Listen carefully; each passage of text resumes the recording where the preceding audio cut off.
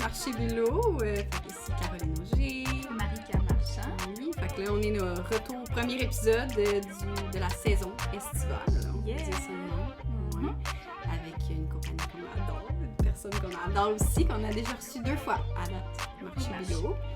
Puis sûrement pas la dernière fois. Fait qu'on est avec Joanie de Nature Sereine. Allô! Ça va bien? Oui, ça va bien, vous autres? Oui, certain. Fait que là, il faut dire qu'on est dans ta nouvelle boutique atelier. Oui, on est vraiment dedans, là. On est dans le milieu de production présentement. Oui. Puis on boit aussi tes produits en ce moment, ce matin. Là. Du bon matcha, bon chai latte. Ouais, ça starte bien la journée, là. Yes. Petite journée pluvieuse, mais on est de bonne humeur, pareil. Là. Ben oui. Malgré tout ça, on s'est fait des breuvages réconfortants, donc ouais, ça fait du bien. Oui. Ah, mais là, il y a trop de choses à parler, là, pour vrai. J'ai checké plein d'affaires, je suis comme, OK, ça. Fait qu'on va essayer de faire ça, là, mais... Je suis Tu peux prête. commencer par te présenter. Oui, là. oui. Tu portes plusieurs chapeaux, là, à ce qu'on Oui. a pu voir. En effet, oui, je porte plusieurs chapeaux. Bien, moi, en fait, j'ai été massothérapeute pendant 17 ans. Donc, jusqu'à il y a 2 ans. J'ai eu un centre multisoins là, au centre-ville à Drummondville. Puis, après ça, j'ai fermé ce centre-là. Je me suis concentrée juste à la maison. J'ai eu une garderie aussi en milieu familial. J'ai fait un cours en design d'intérieur. Je suis une touche à tout. J'aime beaucoup de choses. Mais là, je suis vraiment revenue à mes premiers amours, qui est l'herboristerie, la naturopathie. Puis, bien voilà, donc je suis propriétaire de Nature Sereine. Puis, tout récemment, j'ai recommencé à faire un petit peu de massothérapie pour me gâter et gâter mes clients. Mais voilà, donc, oui, pour le moment, c'est ça, propriétaire de Nature Sereine, herboriste, naturothérapeute et massothérapeute. Super. Puis, pour rester aussi dans l'esprit de Nature Sereine, peux-tu nous présenter les produits que toi tu vends? Le Nature Sereine, c'est quoi? Oui. En fait, à la base, c'est des produits que moi, je fabrique. Donc, des tisanes, des thés matcha, des sels de bain et d'autres produits corporels là, qui vont voir le jour très, très bientôt. Oui! Donc, je veux vraiment élargir ma gamme. Mais c'est tous des produits qui sont faits à base de plantes biologiques et sauvages. Puis, la plupart des plantes là, proviennent de sources locales. Je ne suis pas encore 100% locale, mais je m'y approche beaucoup. Donc, c'est toutes des plantes qui ont été cultivées par des herboristes vraiment de la bonne façon traditionnelle, donc qui gardent toutes les propriétés, les nutriments, les saveurs, ou qui ont été vraiment cueillis dans les forêts là, du Québec et Canada. Puis, Nature Sereine, c'est aussi des produits de d'autres artisans locaux qui prônent vraiment là, l'environnement. Donc, pour moi, c'est super important, qui ont des belles valeurs, puis qui touchent à la nature. Donc, d'une façon ou d'une autre, ça va toucher à la nature et au bien-être de la femme. Donc, autant bien-être physique que mental. Fait que j'ai une variété là, de produits voilà, qui touchent la femme. Ben oui, c'est ce qu'on a pu voir là, juste en entrant. Vous allez voir des images là, éventuellement, là, mais vraiment la boutique, c'est super beau. Puis les collaborations que tu fais là, dans ta boutique, c'est vraiment c'est des produits vraiment de haute qualité. Puis, oui, merci. C'est une belle sélection, c'est impressionnant. Oui, bien j'essayais de trouver des choses qu'on ne voit pas nécessairement un peu partout. Donc, des fois, des petites pépites d'or. Puis aussi, c'est ça, comme tu disais, des produits vraiment qui sont de grande qualité. Et, tu sais, en fait, ce que je voulais, moi, avec Nature Sereine, autant mes produits que les autres produits que j'offre ici dans la boutique, c'est que ce soit des produits, oui, qui soient santé, qui soient sains, mais qu'on ait aussi du plaisir à les consommer. Fait que ce soit un plaisir au niveau gustatif, qu'au niveau de l'odeur, c'était vraiment important pour moi. Tu sais, un va avec l'autre. Tu sais, c'est pas vrai qu'on est obligé de prendre soin de sa santé en brimant les saveurs. Fait c'est ça. Fait que c'était quand même toute une péripétie à trouver les deux, même moi, au niveau de la confection, là, de vraiment allier les deux. Mais voilà, je suis contente si ça plaît à mes clientes. Et clients, j'ai des garçons aussi qui viennent ici, là. Voilà. C'est bien arrivé, en tout cas. Vraiment. Merci! Ouais, ben là, j'aimerais ça savoir qu'est-ce qui t'a fait fermer ta première... c'est une compagnie, ça aussi, dans le fond? Ouais. Ton massothérapie, peut-être? Oui. C'était Ouais. sur Pignon sur rue aussi, dans le fond. Oui. C'est la deuxième entreprise physique que tu as. Oui, exactement. Oui. En fait, j'ai parti, ça s'appelait Oasis Santé dans le temps. J'étais quand même jeune, là, j'avais 20 ans. Je m'étais loué un grand local que j'avais subdivisé. Puis j'avais comme sous-loué des locaux à des travailleurs autonomes qui travaillaient vraiment au niveau de la santé beauté. Puis qu'est-ce qui a fait que j'ai fermé, ce n'est pas que je n'aimais plus ça, mais pas du tout, c'est que j'étais blessée au tunnel carpier. Donc, dans la fleur de l'âge, j'ai un peu trop abusé de mes mains. J'ai pris trop de clients. Donc, je me suis vraiment blessée. Puis là, il n'y avait comme plus rien à faire à part l'opération. Et je voulais pas aller dans cette avenue-là. Il faut savoir qu'on recule il y a quand même de 18 ans à peu près. Là, c'était pas au point comme aujourd'hui. Donc, je voulais pas risquer cette opération-là. Donc, j'ai décidé de fermer le centre. Et c'est là que j'ai eu ma garderie en milieu familial. Fait que je suis quelqu'un qui se retourne rapidement. Oui, t'as rapidement rebondi. Oui, c'est ça. Fait que voilà, c'est la raison. C'est quand même difficile de comme, mettre une croix, guillemets, sur...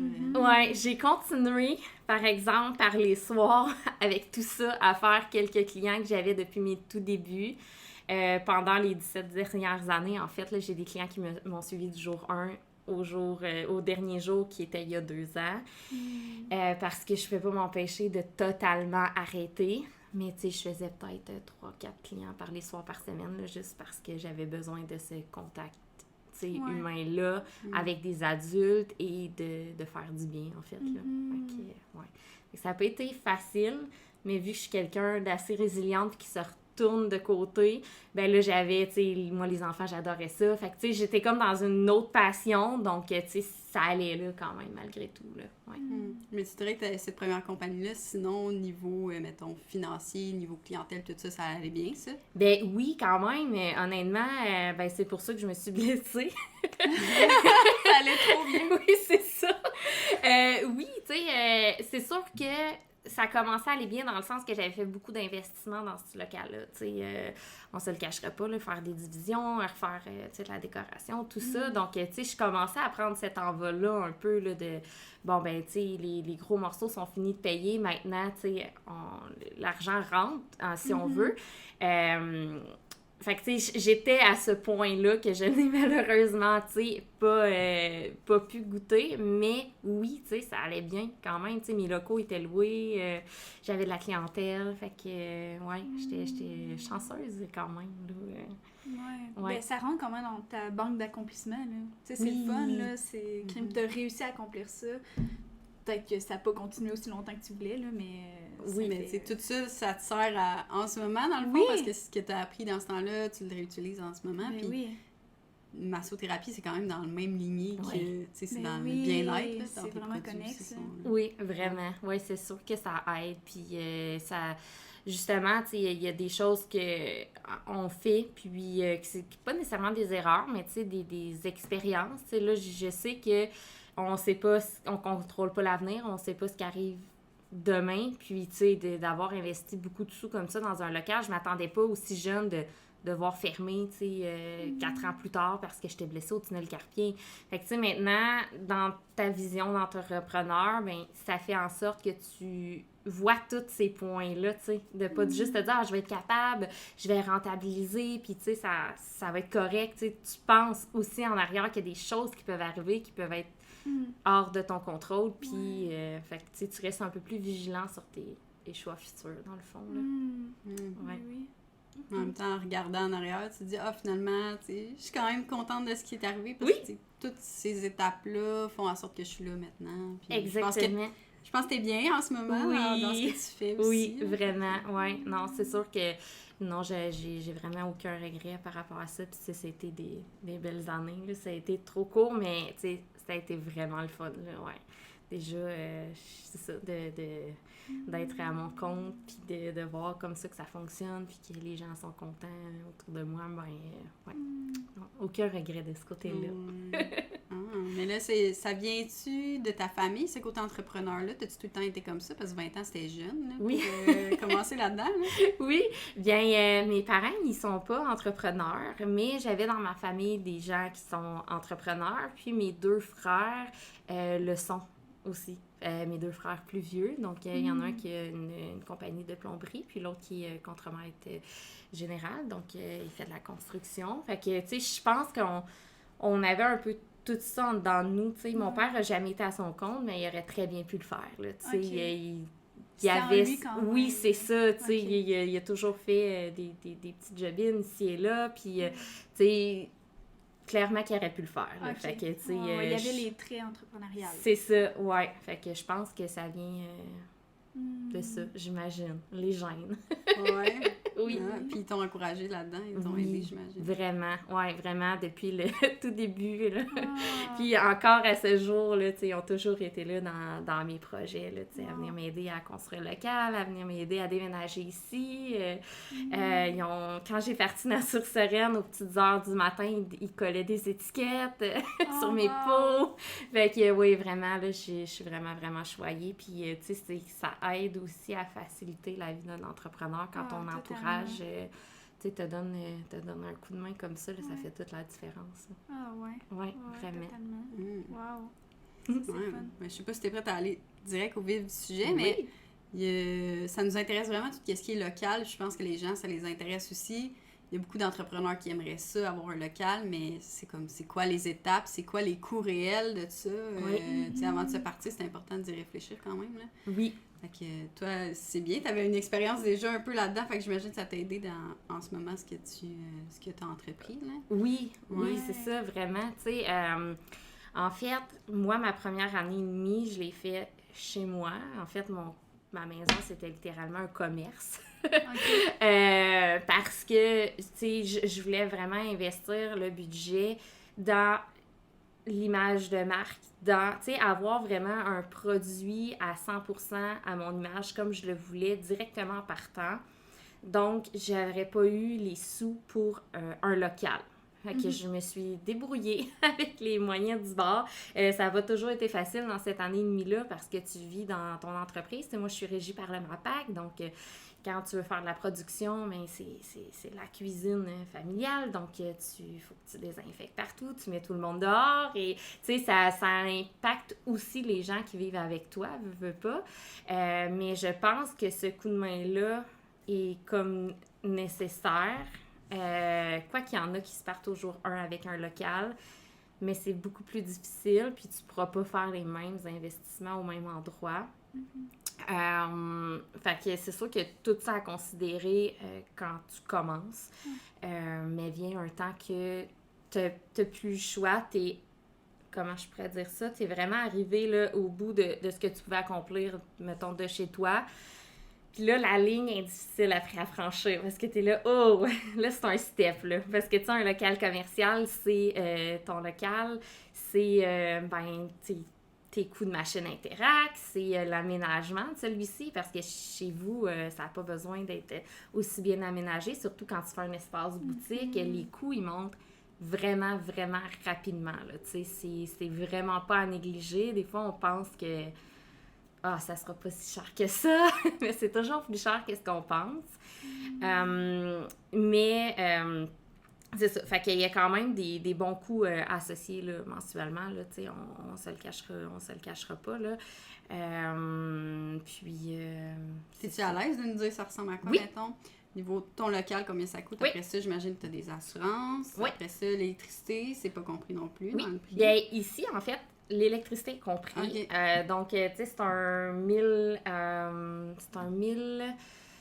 1100 à part taxe par mois. Donc, ça inclut l'électricité à l'intérieur. Donc, après, il y a les assurances, tout dépendamment de l'entreprise que tu mènes. Et c'est sûr que moi, j'ai de l'alimentaire, j'ai des produits de soins naturels, donc c'est toujours un peu plus coûteux. Fait que, c'est un 120 $ par mois d'assurance. Après, tu as tes plateformes pour ta machine Interact et tout ça. Donc, c'est un autre 100 $ minimum de frais. Après ça, qu'est-ce que tu as après ça? Fait que ça, c'est juste la portion de frais de base là, pour le local. Mais tu sais, c'est sûr que moi, je suis en ligne aussi. Fait qu'il y a d'autres frais mensuels reliés en ligne, de ta plateforme web. Fait que tu sais, je dirais là, que c'est à peu près là, un 2000 $ là, de frais fixes par mois là, pour un local comme ça ici, là, si on veut. Là. Fait que, ouais, c'est ça, c'est quand même des bons coûts. Mais oui, il faut que tu en vendes des produits, veux pas, là, pour pouvoir te rentabiliser. Là. Oui, c'est ça. Parce que c'est sans compter tes frais, toi, mettons, tes étiquettes, tes produits d'emballage, tes produits tout court. Là, oui, comme, c'est ça. Les herbes, les sacs pour emballer. C'est ça. Ça, c'est vraiment ton coût fixe. Tu sais, que c'est un coût, c'est sûr qu'il faut que tu paies à tous les mois. Après, ben c'est ça, tu as les frais qui sont plus connexes, comme tu disais. Puis, tu sais, nous, dans le milieu des plantes, ben, nos commandes, ils se font pour l'année d'après. Tu sais, tu peux pas arriver puis dire « Ah, je manque de lavande, je vais... » Non, la personne n'en aura plus, là. Faut que tu aies pensé d'avance. Fait que faut que tu en aies assez pour suffire, mais si jamais tu n'en as pas autant vendu, ben c'est des sous qui dorment, tu sais, dans tes bacs. Mais oui. Donc, tu sais, on joue avec la nature. Fait que c'est pas comme des boîtes de carton. Tu sais, ça, je peux en commander toute l'année. Ouais, c'est ça. Ça va pas périr, là, tu sais, ça va pas... C'est ça, tu sais, ils vont en avoir toute l'année. Fait que c'est vraiment de jongler avec tout ça qui fait que oui, tu sais, ça fait des coûts, là, tu sais, de départ quand tu lances une entreprise. Justement, tout ce qui est emballage, puis tu veux pas non plus prendre des petits formats, des petites quantités, parce que là, ça va coûter extrêmement cher. Fait que, tu sais, au début, moi, je me suis dit, bon, je vais pas aller vers les plus petits, parce que ça revient vraiment trop cher unitairement. Tu sais, je pourrais pas faire de profit sur mes produits. J'irais pas non plus à m'acheter comme si j'étais une grande business de plusieurs 100 000. Tu sais, je viens de commencer, fait que je vais y aller dans le centre. Fait que moi, c'est un peu comme ça que j'ai fait. Tu sais, je me suis dit, je vais couper la poire en deux. Mais c'est des bons coups, là. On pense pas à tout ce que ça peut prendre, mais tu sais, quand t'es dans l'alimentaire, ben, ça prend, tu sais, comme vous voyez, là, un comptoir de stainless qui est certifié. C'est ça, c'est tout... Fait qu'il faut aussi qu'il y ait des certifications sur ce que tu utilises, dans le fond. Tu sais, comme là, tu dis un comptoir de stainless certifié. Je savais même pas qu'il y avait des certifications là-dessus. Oui, ben il faut que ça soit au niveau alimentaire, tu sais, parce que des fois, t'as des stainless qui sont pas vraiment du stainless. Ben là, tu sais, ça fonctionne pas au niveau de l'hygiène de salubrité. OK.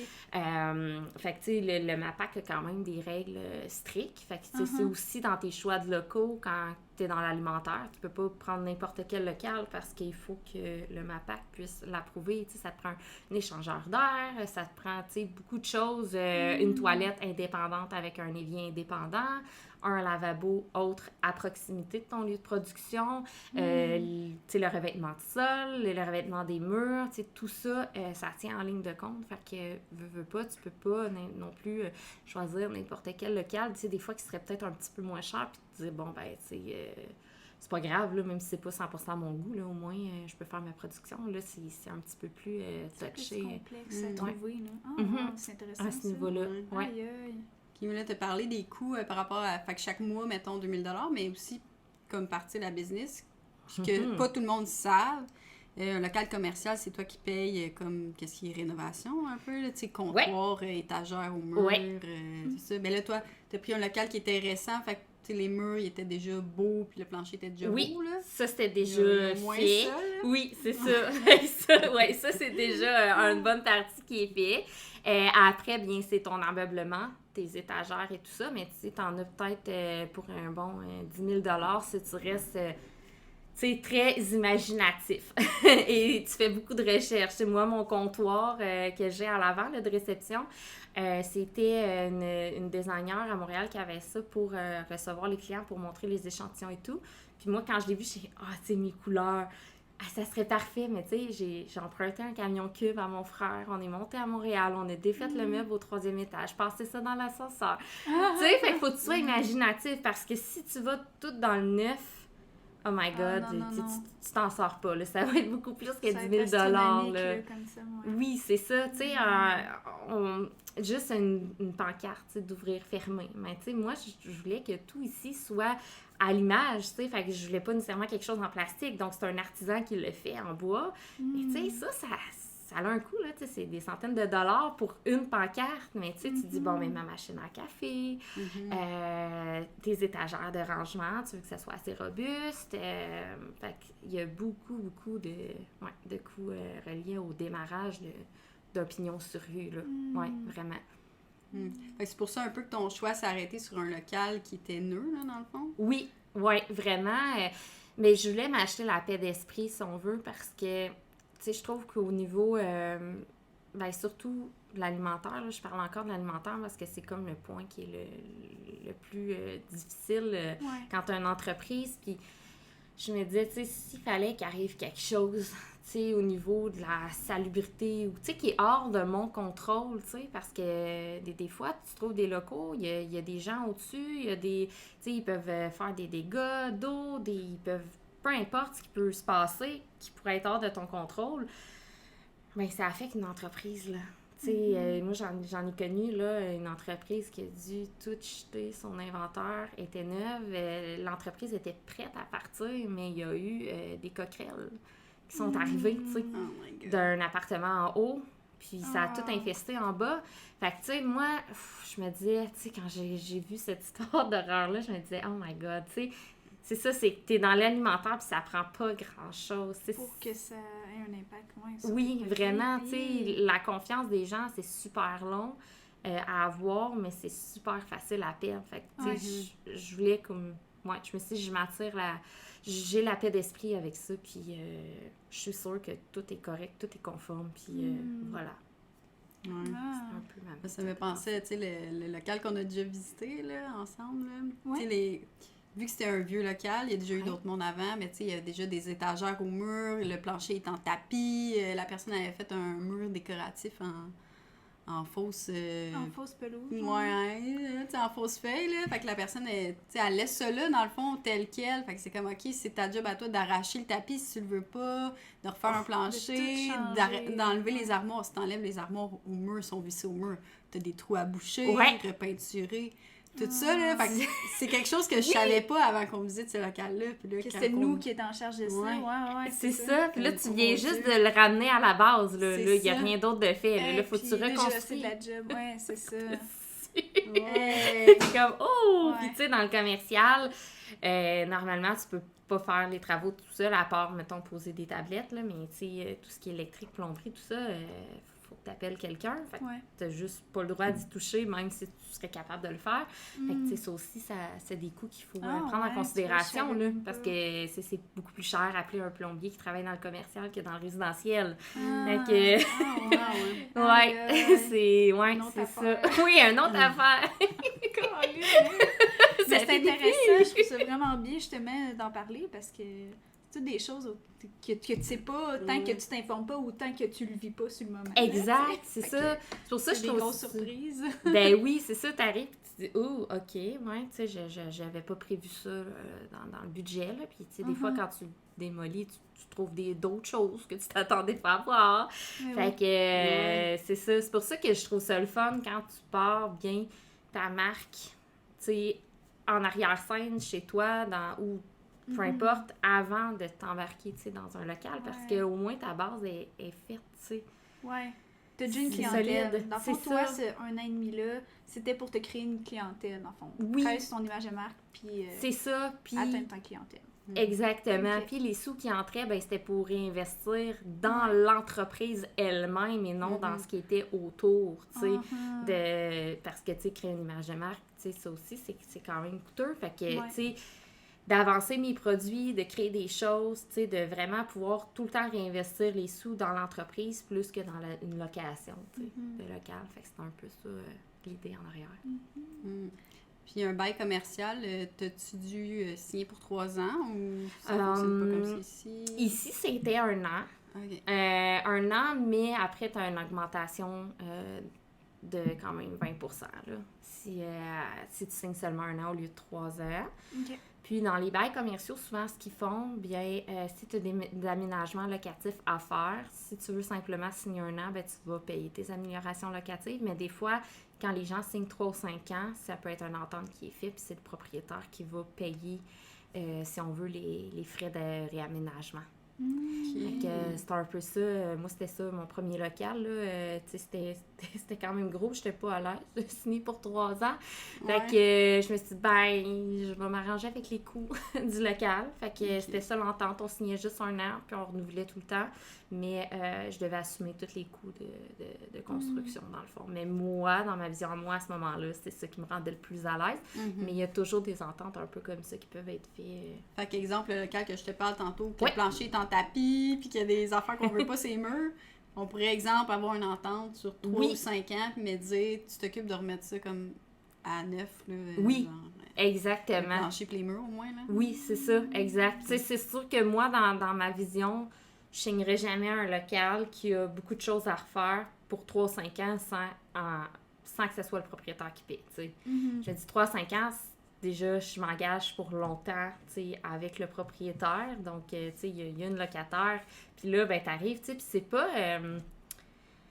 c'est pas être piqué sur des affaires, là. Tu sais, tu vois, là, si ça marche pas, là, tu sais, sans tapis, là, il y a plus de tapis de nos jours. Tu sais, il y a des choses, des trous, tu sais, tu te dis, c'est pas... faut que ça soit refait, là. Ça, c'est pas moi qui en demande trop, là. Fait que, tu sais, quand c'est des choses comme ça, je me dis, quand tu signes 3-5 ans, là, moi, en tout cas, je paierais pas de mes poches, là, dans cette entente-là, mettons. Ouais. Ouais. Ok. Ah, mais c'est intéressant de voir que c'est possible, là. Peut-être des gens qui pensaient pas qu'ils pouvaient négocier un peu ça se fait, là. Oui, vraiment, là, c'est tous négocié avec des propriétaires de locaux commerciaux, puis, tu sais, tout dépendamment, ça fait-tu longtemps qu'il est alloué, ça fait que, tu as un pouvoir, là, aussi, là-dessus, là, si ça fait 1 an qu'il n'est pas loué, ben, tu sais, t'as pas mal un plus grand pouvoir d'argumentation puis tout ça que s'il y a une file, ça fait 1 semaine qu'il est alloué puis il y a une file de 20 personnes qui veulent le même local. Là, c'est sûr que là, ton pouvoir diminue un peu. Fait que oui, il y a toujours des ententes. Pour vrai, là, j'en ai visité beaucoup des locaux, là, justement, quand je voulais partir mon centre, là, puis il y avait toutes sortes d'ententes qui se faisaient, il y avait toutes sortes de propriétaires, toutes sortes d'exigences. C'est vraiment, là, ouais, c'est différent d'un endroit à l'autre, là, vraiment. Ah, c'est intéressant. Mais ça donne des bonnes idées quand même. Oui. Je pense que ça va aider le monde, là, cet épisode-là, à date, là, juste ça. Ouais, c'est vraiment intéressant. Moi, j'aimerais ça aussi que tu nous parles des collaborations que tu fais, justement, les produits d'autres créateurs que tu as dans ta boutique. Comment tu fonctionnes par rapport à ça? Oui. Moi, je fonctionne en achat, en fait. Donc, j'achète l'inventaire des artisans. Même chose, moi, mes produits, quand ils sont dans des points de vente, c'est à l'achat. Je fais pas de consignation. OK. J'ai 3 artisans ici qui sont en consignation. Que dès le départ, tu sais, j'avais comme atteint ce que je pouvais acheter en inventaire. Puis, soit de leur part ou de ma part, on voulait vraiment que les produits soient ici. Donc, on s'est fait une entente au départ que leur première commande, ça serait en consignation, mais qu'après, j'embarquerais vraiment dans l'achat parce que c'est important pour moi de respecter l'artisan puis de payer ce que je demande qu'il soit ici. Parce que sinon, ben, c'est de l'argent pour lui qui dort. Moi, j'ai pas ma conscience tranquille de me dire, bon, mais là, j'ai vendu ça, là, faut, à tous les mois, repayer l'artisan. Donc, Ouais, juste, si tu peux expliquer un peu, tu sais, nous, on le sait, c'est quoi consignation, puis l'achat, mais pour ceux qui nous écoutent, peut-être qu'ils savent pas là, la différence. Hein? Oui. Ben, en fait, la consignation, c'est un artisan, une entreprise qui donne, ben pas qui donne, mais qui laisse ses produits à un point de vente sans que le point de vente paie tout de suite les produits. Donc, exemple, la plupart des ententes, c'est qu'à tous les mois, l'entreprise, le point de vente, va redonner l'argent à l'artisan de ce qui a été vendu au courant du mois. Donc ça, c'est vraiment une consignation. Puis quand on est à l'achat, bien c'est, je te dis, exemple, moi, les savons que j'ai ici, moi, ben, j'ai besoin de tel savon, ça monte à temps, donc moi, je paie directement l'artisan. Puis les produits sont à moi, puis après, c'est à moi de les vendre. Ça s'arrête là. Je suis comme une cliente comme une autre, si on peut dire, sauf que je suis distributeur de ces produits. Fait que c'est vraiment la différence entre les deux. Puis, je dirais qu'il y a plusieurs années, on voyait pas ça de la consignation. Là. Il n'y en avait pas. T'sais, les entreprises, ils montaient un inventaire, puis c'était de l'achat. Mais maintenant, il y a beaucoup de consignation. C'est sûr que ça aide les boutiques à maintenir leur cash flow. Mais moi, dans mes valeurs à moi, ça fait pas partie de moi. Parce que même moi, tu sais, je fais pas de consignation avec mes produits. Fait que je me voyais mal dire, ben là, vous allez me laisser vos produits en consignation. Tu sais, ça faisait pas de sens dans ma tête. Fait que, tu sais, je tenais à avoir une belle relation avec tous mes artisans, puis les respecter là-dedans. Puis après, ben c'est à moi de faire le travail, tu sais. Quand tu as payé les produits qui sont sur tes tablettes, tu t'organises pour les vendre. Quand ils sont là, que tu n'as pas rien eu à faire comme dépense, ben, s'ils se vendent pas, ils se vendent pas, tu sais. Fait que c'est ça. Oui, je pense que c'est différent, là, comment que tu deals avec les clients après ça qui viennent visiter la boutique, peut-être par rapport à ces produits-là. Là. Oui, puis tu sais, ça fait que tes produits que tu les as vraiment choisis. Tu les voulais vraiment. Mais oui. Tu sais, t'as pas juste pris des produits pour remplir ton espace, tu les as choisis parce que tu les as payés, tu les as achetés, puis tu as décidé entièrement de les avoir dans ta boutique. Fait que tu sais, t'as confiance en ces produits-là, puis c'est vraiment des produits que t'as le goût que les gens ils se procurent, tu sais. Fait que je pense que ça va de soi aussi quand tu reflètes, quand les gens viennent dans ta boutique, t'as pas nécessairement besoin de vendre, juste ta passion puis ton engouement envers le produit, ben... Ça le vend tout seul. C'est ça, tu sais, t'as pas à faire, tu sais, grand-chose de plus que juste partager ton amour envers le produit, là. Mais oui. Oui, mais c'est fun que tu donnes que tu parles de ça, parce que j'ai eu des produits en consignation, moi aussi, dans la boutique, puis je trouvais ça vraiment pas le fun pour moi, mais je me dis, ça doit être tellement de stock à gérer, tu sais, pour quelqu'un qui a une tonne de compagnies différentes. Juste la gestion des courriels, justement, le suivi de ça, là. Oui. Les produits en consigne, c'est de la job, là. Ah oui, tu t'y perds vite, là. Moi, comme je disais, j'en ai 3, puis... Juste 3, là, c'est comme, tu sais, là, un client qui arrive, là, tu fais ton inventaire, là, tu sais, j'ai vraiment à part une feuille que je coche toujours ce qui a été vendu, puis là, même souvent, j'attends pas à la fin du mois, je suis comme, faut que je règle ça, là, fais-moi ma facture. Je suis comme, j'ai vendu telle chose. Mais oui, c'est de la gestion, tu peux vraiment, pour vrai, t'y perdre là, facilement, puis dans tes entrées d'argent, ton cash flow, dans ce qui rentre, ce qui sort. Tu sais, s'il y a un mois que finalement, tu as vendu plein de produits qui étaient en consignation, beaucoup plus que ce que tu pensais, puis que tu as des achats, puis des comptes à payer, mais il faut que tu repites tes artisans. Tu sais, cette ligne-là, là, de jumeler les deux, puis de dire... c'est pas évident. C'est pas évident de bien arriver à gérer tes finances de cette façon-là, je trouve. Oui. Ce qui est dommage aussi, ça fait des fois des mauvaises expériences, certains artisans que finalement, ils revoient jamais leurs produits, puis ils reçoivent jamais leur argent aussi. Il y en a beaucoup à qui ça arrive. Beaucoup. Toi, ça t'es-tu arrivé des choses comme ça? Ou dès le début, tu disais non? Dès le début. Puis tu sais, quand je disais, tu sais, qu'on se parlait tantôt en avant de la boutique, là, c'est tellement dur de pas déroger de ce que tu t'étais fixé au départ. Parce que, tu sais, tu commences, les gens te connaissent pas, fait que c'est dur de faire entrer tes produits dans des points de vente en achat. Personne ne te connaît encore. Fait que, tu sais, ça serait facile de les envoyer en consignation parce qu'il y en a beaucoup de boutiques qui veulent tes produits en consignation, là. Fait que ça serait vraiment facile, mais je me suis dit non. Tu sais, jusqu'au bout, tu tiens ton morceau, puis ils reviendront peut-être dans 1 an ou 2 ans quand tes produits seront plus connus ou quand, tu sais, mais non, tu sais. Fait que moi, je l'ai pas fait, mais je connais beaucoup d'artisans à qui ont eu des mauvaises expériences. En fait, je connais beaucoup plus d'artisans qui ont eu des mauvaises expériences que de bonnes expériences. Puis, tu sais, t'as la réalité, quand une entreprise fait faillite, ben, c'est de valeur, mais tu seras pas payé, là. Les créanciers vont se payer avant, puis toi, t'auras rien, là, tu sais. Fait que, beaucoup, c'est dommage. Mais t'aurais-tu un truc pour les gens qui veulent rentrer dans les boutiques? Là, t'as combien de points de vente? Là, j'en ai 4. OK. Comment t'as fait pour te vendre à ces compagnies-là? C'est-tu eux qui t'ont approché ou... C'est moi qui les ai... En fait, j'ai eu des gens qui m'ont approché, mais ça n'a pas nécessairement abouti. Mais moi, je suis allée à la recherche des entreprises que je pensais que mes produits fitteraient vraiment parce que, aussi, il faut dire, quand je me laisse pas donner facile, mais j'avais aussi dans mes critères de base, oui, je veux que ça soit à l'achat, mais je veux aussi choisir les entreprises, puis il faut que ça reflète mes valeurs, il faut que l'entrepreneur, j'ai une belle connexion avec, fait que c'est ça, je me suis pas donné facile, mais je suis allée voir des boutiques sur place. J'allais voir l'environnement, qu'est-ce qu'il y avait un peu, tout ça. Je prenais les cartes d'affaires, puis plus tard, je les approchais. Mais c'est rare que ça arrive du premier coup, là. Souvent, c'est un échange de courriel, 2, 3 échanges de courriel. Après ça, tu montes des échantillons.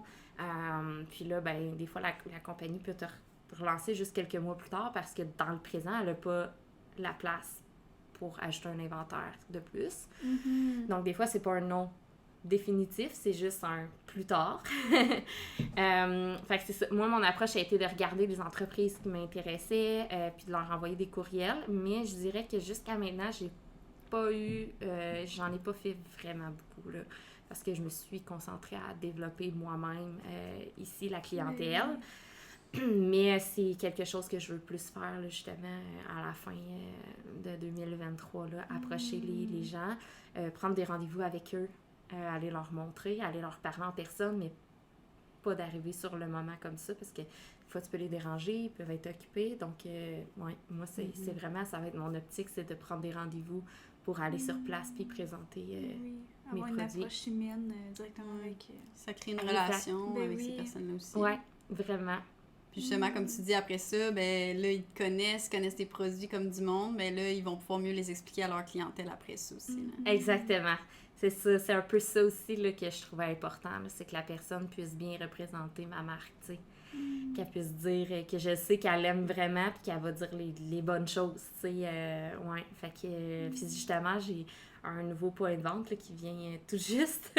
Puis la propriétaire, on a eu vraiment une belle connexion ensemble, puis c'est le genre de produit qu'elle voulait découvrir, puis là, on se parle là, maintenant souvent, puis j'aime ton produit, puis tout ça. Fait que, j'aime ça, avoir des nouvelles comme ça, avoir cette synergie-là, de, pas juste que quelqu'un vende mon produit pour le vendre, mais qu'il soit vraiment content, de l'avoir dans sa boutique, puis de le vendre, ça fait toute la différence. Là, c'est vraiment le fun, comme lien qu'on peut créer. C'est hot, parce que des fois, on est tenté, des fois, quand on a besoin d'argent, d'accepter des boutiques, des consignations, des choses comme ça, pour, on se dit, ça va nous faire connaître tout ça, mais des fois, c'est pas, finalement, on déroge de ce qu'on voulait au départ, là, tu avais des conditions, toi, t'as décidé de t'y tenir, mais t'aurais pu te laisser tenter, là, à un moment donné. Là, oui, oui, tu sais, à un moment donné, quand t'as pas de nouvelles, des points de vente qui t'approchent, tu te dis, mais là, j'aurais peut-être dû accepter telle consignation, puis là, tu te remets en question, là, tu te dis, non.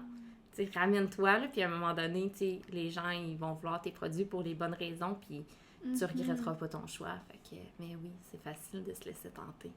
Oui, puis si on peut expliquer aussi, bien les gens qui ne savent pas, consignation, t'achètes pas le produit au prix réel parce que tu veux faire un profit là-dessus. Oui. Fait qu'il y a des pourcentages. Puis à chaque fois que je dis ça à quelqu'un qui est pas dans le milieu, il fait le saut, là. Puis moi aussi, j'ai fait le saut la première fois que j'ai entendu le pourcentage que les boutiques prennent. Oui. Mais au final, quand tu sais les coûts réels de la boutique puis toute la gestion que ça leur prend, c'est normal qu'ils demandent un pourcentage quand même. Oui. C'est considérable parce que ils ont des choses à gérer, eux autres aussi, là, tu sais. Exact. Fait que si tu veux parler de ça, toi, je sais pas si t'es à l'aise de dire le pourcentage avec lequel tu fonctionnes. Tu sais, dans le fond, faut distinguer parce que t'as l'industrie du textile, t'as l'alimentaire, t'as les produits de soins corporels. Les marges que les fabricants vont faire sur ces différents types de produits-là sont très différents. Dans l'alimentaire, c'est super bas. Dans le textile, généralement, c'est quand même haut. Fait que, tu sais, tu peux pas demander... Tu peux pas t'attendre dans l'alimentaire à avoir un 60% de marge. Là. C'est irréel. Là. Ça se peut pas. Là. Fait que, tu sais, moi, je dirais qu'ici, là, ça tourne entre du 30, du 40. C'est pas bien plus que ça. Je sais qu'il y a beaucoup de boutiques qui exigent du 50, 60. Mais moi, j'ai l'autre côté de la médaille aussi. Tu sais, j'ai fait mes produits. Je sais que je pourrais pas donner... Tu sais, je ferais juste pas d'argent, là. Pas d'argent du tout, là. Si je me mettais à donner du 50 et du 60 à une boutique, il me resterait rien, là, tu sais. Je veux dire, ça fonctionne pas. Fait que j'ai cette capacité-là de réflexion, de me dire, bon, ben, tu sais, est-ce que ça fait du sens? Puis si ça fait pas de sens pour moi, parce que le taux est vraiment trop petit, ben, c'est correct, on va juste continuer chacun de notre côté. Puis, tu sais, je veux pas que quelqu'un soit pas capable de payer ses comptes parce qu'il veut me contenter. Puis moi, l'inverse, tu sais, il faut que je trouve que les deux parties se respectent là-dedans selon ses engagements. Puis c'est cool, tu sais, je veux dire, une entreprise qui est dans le Vieux-Québec versus une entreprise qui est, mettons, ici à Drummondville, nos coûts sont pas les mêmes là, de locaux. Là. Fait que c'est normal que la boutique dans le Vieux-Québec, tu sais, avec un 30%, elle pourra peut-être pas avoir mes produits parce que son pied carré est beaucoup trop cher. Ben oui. Fait que, tu sais, il faut avoir aussi de comprendre cette réalité-là qui est bien différente là, d'un endroit à l'autre. Là. Ouais, si on veut expliquer un petit peu plus clairement pour les gens qui nous écoutent, exemple que ton savon se vend 10 tu vas le vendre, tu vas donner un 30% de rabais, fait comme un 3 de rabais à la compagnie qui les achète, donc ils vont te les acheter à 7 Exact. Puis eux, ils vont quand même le vendre 10 à leur boutique, mais ils vont se faire comme un 3 de profit. C'est ça, exactement. C'est vraiment comme ça que ça fonctionne. Puis on a les prix de détail suggérés, comme tu peux suggérer ton savon, exemple, à 10 pour toutes tes boutiques. Ils sont pas tenus de respecter ça là, dans la loi. Ils sont pas obligés de vendre selon ton prix de détail suggéré, mais toi, t'es pas obligé non plus de leur vendre tes produits. Donc, s'ils respectent pas ça, ben c'est à toi éventuellement de pas leur réinventer d'autres. Mais tu sais, il y a cette réalité-là aussi.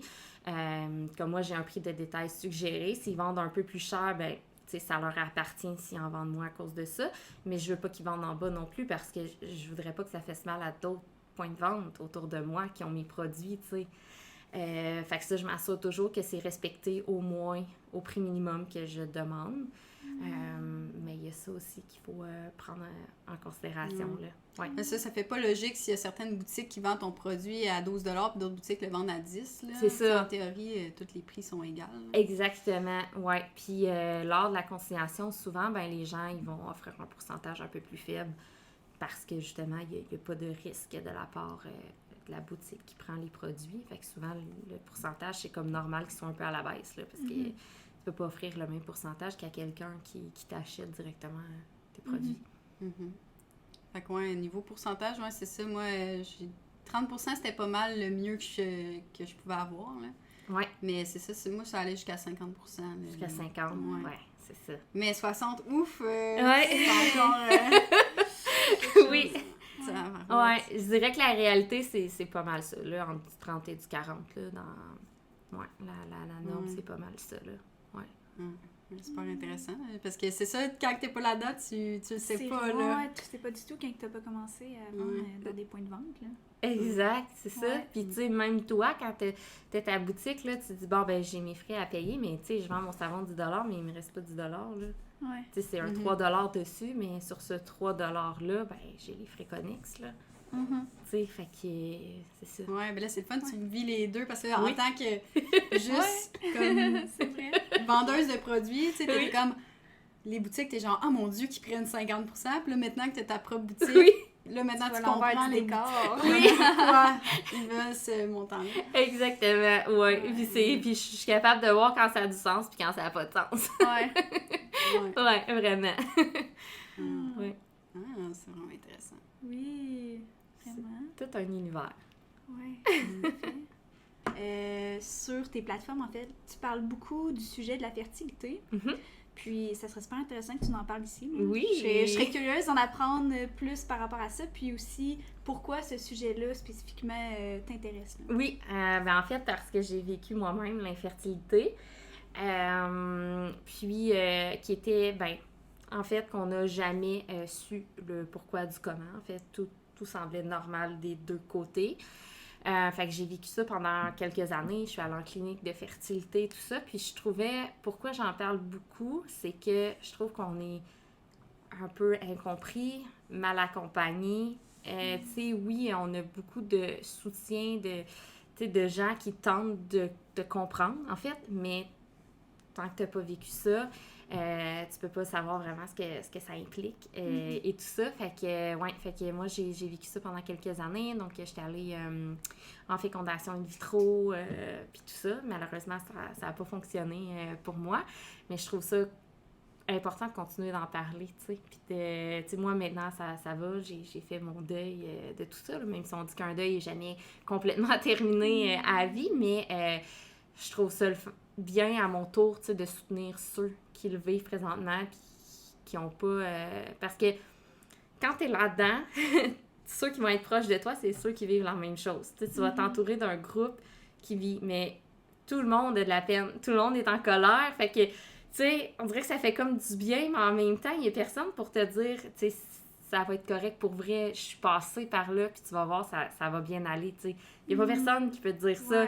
Ou ceux qui te le disent, c'est ceux qui ne l'ont pas vécu. Fait que pour toi, c'est comme, ben voyons, tu sais, de quel droit tu me dis ça? Fait que je me suis dit, ben moi, je vais en parler parce que je suis passée par là, puis maintenant, ça va bien. Fait que je suis capable de témoigner de ça. Exact, c'est ça, ouais. Fait que, je trouve ça, c'est un sujet que je trouve super important, là, puis qu'on n'aborde pas assez. Mais oui. Ouais, j'ai cru comprendre que tes produits ont un peu un lien avec ça, là.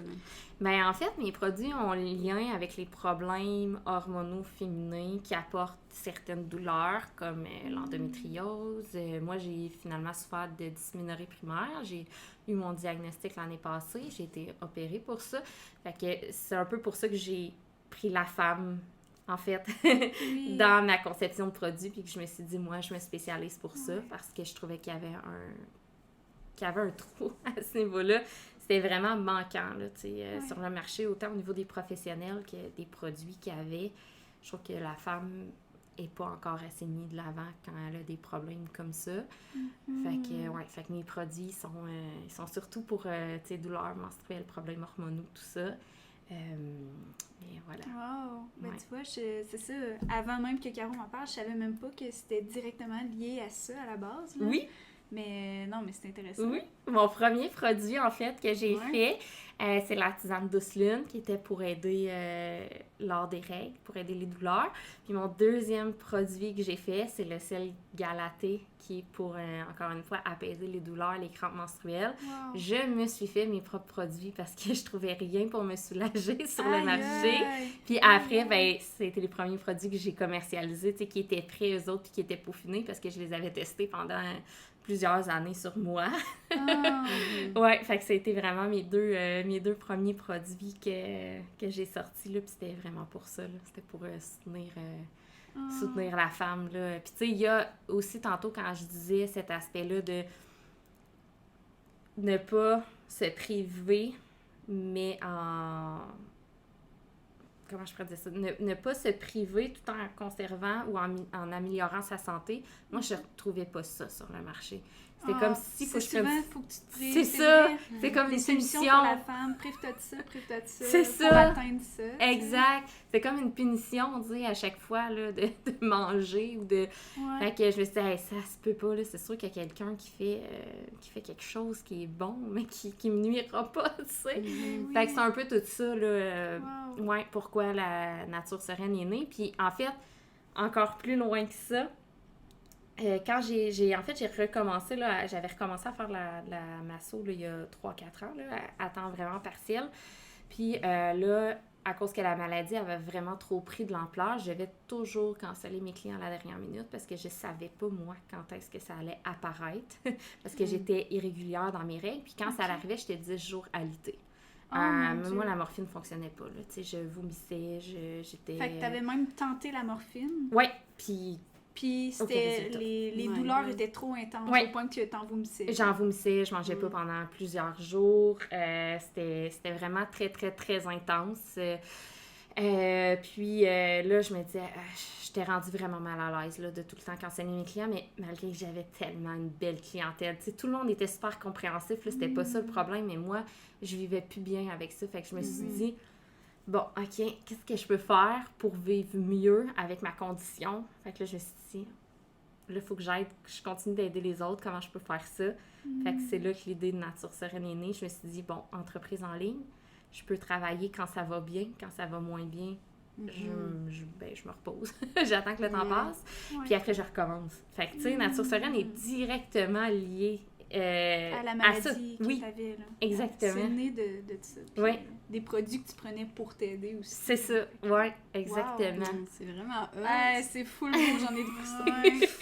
Ouais, c'est vraiment né de ça. Puis c'est ça. Fait que l'année passée, ben, je me suis fait opérer finalement. Je me suis tout fait retirer les organes féminins.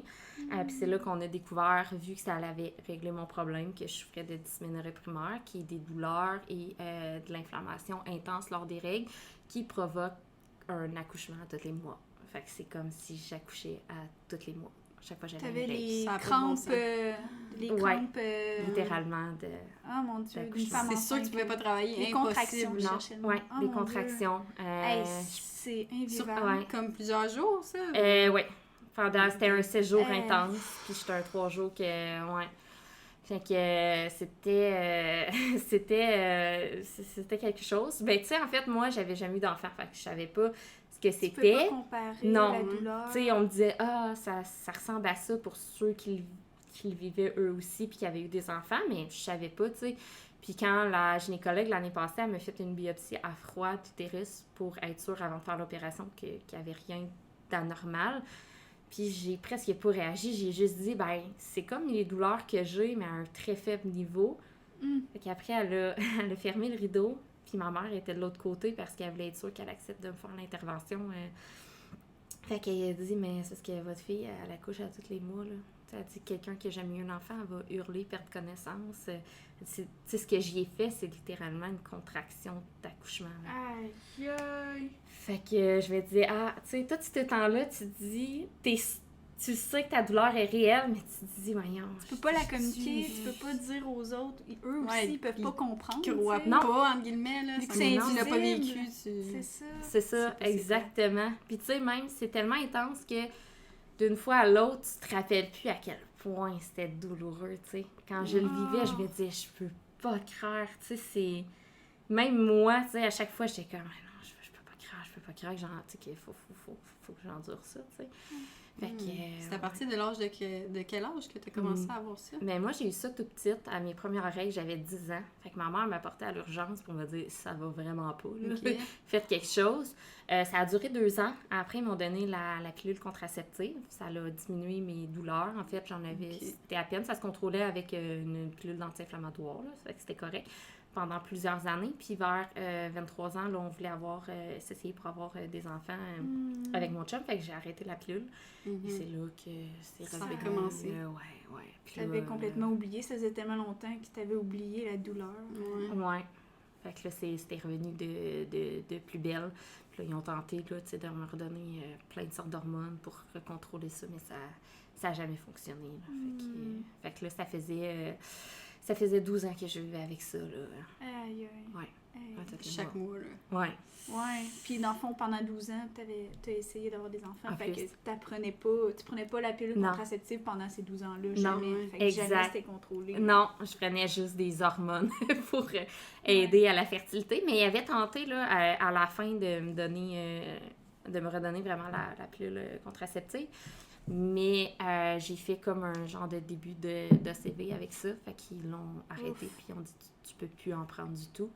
Fait que, il y avait comme plus de solution. Là. Eh mon Dieu, Pour tu devais moi, te là. sentir vraiment perdu là-dedans. Là, Vraiment. Oui. C'est plate. On entend de plus en plus parler de fertilité, mais ça, ce que tu as précisément, moi, c'était la première fois que j'entendais ça, là. Ouais. La dysménorrhée primaire, c'est rare qu'on en entende justement parler. Là, on commence à un peu plus parler de l'endométriose parce qu'on a cru les dernières années que c'est ça que j'avais, en fait. Là. J'étais allée voir une spécialiste en endométriose puis elle était persuadée que c'est ça que j'avais, même que j'ai eu une opération avec elle de nettoyage. J'étais supposée m'ouvrir et aller nettoyer mon endomètre puis qu'est-ce que je pouvais avoir. Et finalement, surprise, je n'avais rien. Donc, quand je me suis réveillée, on m'a dit, ben, vous avez pas ça, là, vous avez rien. Fait qu'on sait plus quoi faire avec vous. Il n'y a rien, tu Un sais. autre coup aussi, par exemple, tu as dû recevoir à ce moment-là. Comme, Oui. Aïe, tu sais, qu'est-ce que je fais là-bas? Ben, c'est ça, tu sais, Je même vais la pas vivre avec spécialiste, puis plus rien plus faire, m'aider, tu sais, ça. c'est comme, wow! C'est super impuissant. OK, ouais. Fait que c'est pour ça que je connais aussi beaucoup l'endométriose, parce que pendant des années, on était persuadés que c'est ça que j'avais, tu sais. Moi, c'était ça mon diagnostic.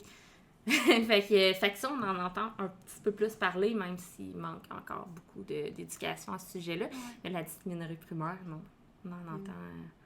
On n'en entend jamais parler parce qu'il n'y a rien qui peut confirmer ce diagnostic-là, sauf quand on t'enlève tout puis que ça règle le problème. Tu fais « Ah, ben c'est ça que vous aviez. » Mais sinon, ils peuvent pas rien confirmer. Jamais, parce que c'est un utérus qui est parfaitement normal quand ils le regardent. C'est vraiment au niveau neurologique que ça se passe, que tu sais, les mauvaises informations s'envoient puis que ton corps réagit comme si t'étais pour accoucher, mais ton corps, lui, tes ovaires, tout ça, c'est beau, là. C'est comme en parfaite santé, là, quand il les regarde, là. Fait que, ouais. Ouais, ce qui est dommage, c'est qu'on peut être féministe un peu. On parle beaucoup que, tu sais, on s'entend que les gens qui donnent de l'argent pour les recherches tout ça, bon, tu sais, ça a toujours été pas mal les hommes qui sont en contrôle de tout, là, des sociétés et tout ça. Ouais. Fait que le problème, c'est qu'il n'y a pas beaucoup de recherche dans ce qui est Non. féminin, là. Non, zéro. Fait que, Il n'y en a vraiment pas beaucoup. Puis, tu sais, quand, même en gynécologie, là, ils connaissent pas cette maladie-là. Là. Ça prend une gynécologue qui s'est formée à l'extérieur du pays pour vraiment comprendre. Tu sais, il y en a à peine ici au Québec. Fait que quand tu veux être vu, ben ça va être long, là, parce qu'il y en a à peu près... Il y en a 2, là, bon, là, au Québec qui connaissent vraiment l'endométriose. Là. C'est très peu, là. Fait que, tu sais, même nos gynécologues sont pas nécessairement formés avec ça. C'est ça, exact. Fait que oui, tu sais, au niveau de la recherche... Il y a tellement de chemin à faire, là, par rapport à vraiment. ce qui est le corps féminin, toutes les... Ouais, le monde, ils disent qu'on est de plus en plus égal, mais tu sais, ça... Il y a bien des affaires comme ça qu'on pense pas, mais tu vois, il y a une grosse différence avec les gars. C'est ça, il y a un retard énorme, parce que justement, pendant des années, il n'y a pas eu, aucune étude qui a été faite sur le système reproductif, puis féminin. Il y a même des livres, justement, qui exposent le sexe de la femme, mais il manque plein d'éléments qui sont pas indiqués dans les livres pour d'éducation pour les enfants, Même récemment, là, j'ai vu un livre de 2002 que la vulve est pas indiquée. Ils vont indiquer, mettons, le vagin, mais ils vont pas tout indiquer les éléments du système reproductif. C'est vrai. C'est vraiment... c'est fou, pareil. Là. Ben, pour vrai, là, il y a pas... oui, ça, on n'en parle pas beaucoup. Puis même, la femme elle-même, souvent, elle sait pas tant comment son corps est réellement composé, là. Tu sais, des fois, quand je parle de... Totalement. Je me suis enlevé, le col, tout ça. Ah, mais comment c'est fait? C'est où? Ouais, c'est ça. Mais tu sais, en plus, c'est notre corps, tu sais. C'est notre propre corps, oui. puis on le connaît pas tant que ça. On le connaît pas tant que ça, non. Parce qu'on n'a pas eu l'éducation pour le connaître, pour bien le connaître. C'est ça, exactement. Puis tu sais, ce que tu t'apportais, le point, soyons féministes un peu, mais pour vrai, je pense que là-dessus, on peut vraiment l'être parce que, honnêtement, tu sais, un homme aurait su faire comme ça. Je vous garantis que ça ferait longtemps qu'il y aurait eu des recherches qui auraient été faites. Ouais, mais on dirait que la femme, porter la vie, est habituée de souffrir, tu sais, on dirait que, je sais pas, il y a quelque chose là-dedans qui est un peu oublié puis mis de côté, mais moi, je suis certaine qu'il y aurait un homme, des hommes qui auraient su faire comme ça, puis il y aurait plus de chemin qui aurait été parcouru. Ça aurait été c'est malheureux, mais... Ça, c'est sûr. C'est la réalité. Que la douleur de la femme est minimisée aussi. On dirait que c'est juste... elle n'a pas si mal que ça. C'est de l'hystérie. Exactement. C'est un terme qui a tellement été emprunté avant, mais... Oui, c'est de l'hystérie ou c'est... tu sais, il y avait des femmes dans mon groupe, dans le temps que j'étais en endométriose, qui allaient consulter à l'urgence, là, des fois, parce qu'elles étaient juste plus capables. Tu sais, c'est soit ça... où je m'enlève la vie, puis tu sais, c'est une réalité, il y a beaucoup de femmes qui ont souffert d'endométriose qui se sont enlevées la vie parce qu'elles étaient juste plus capables. Et les médecins, les urgentologues, de les recevoir et dire tu viens chercher ta dose de drogue, tu sais.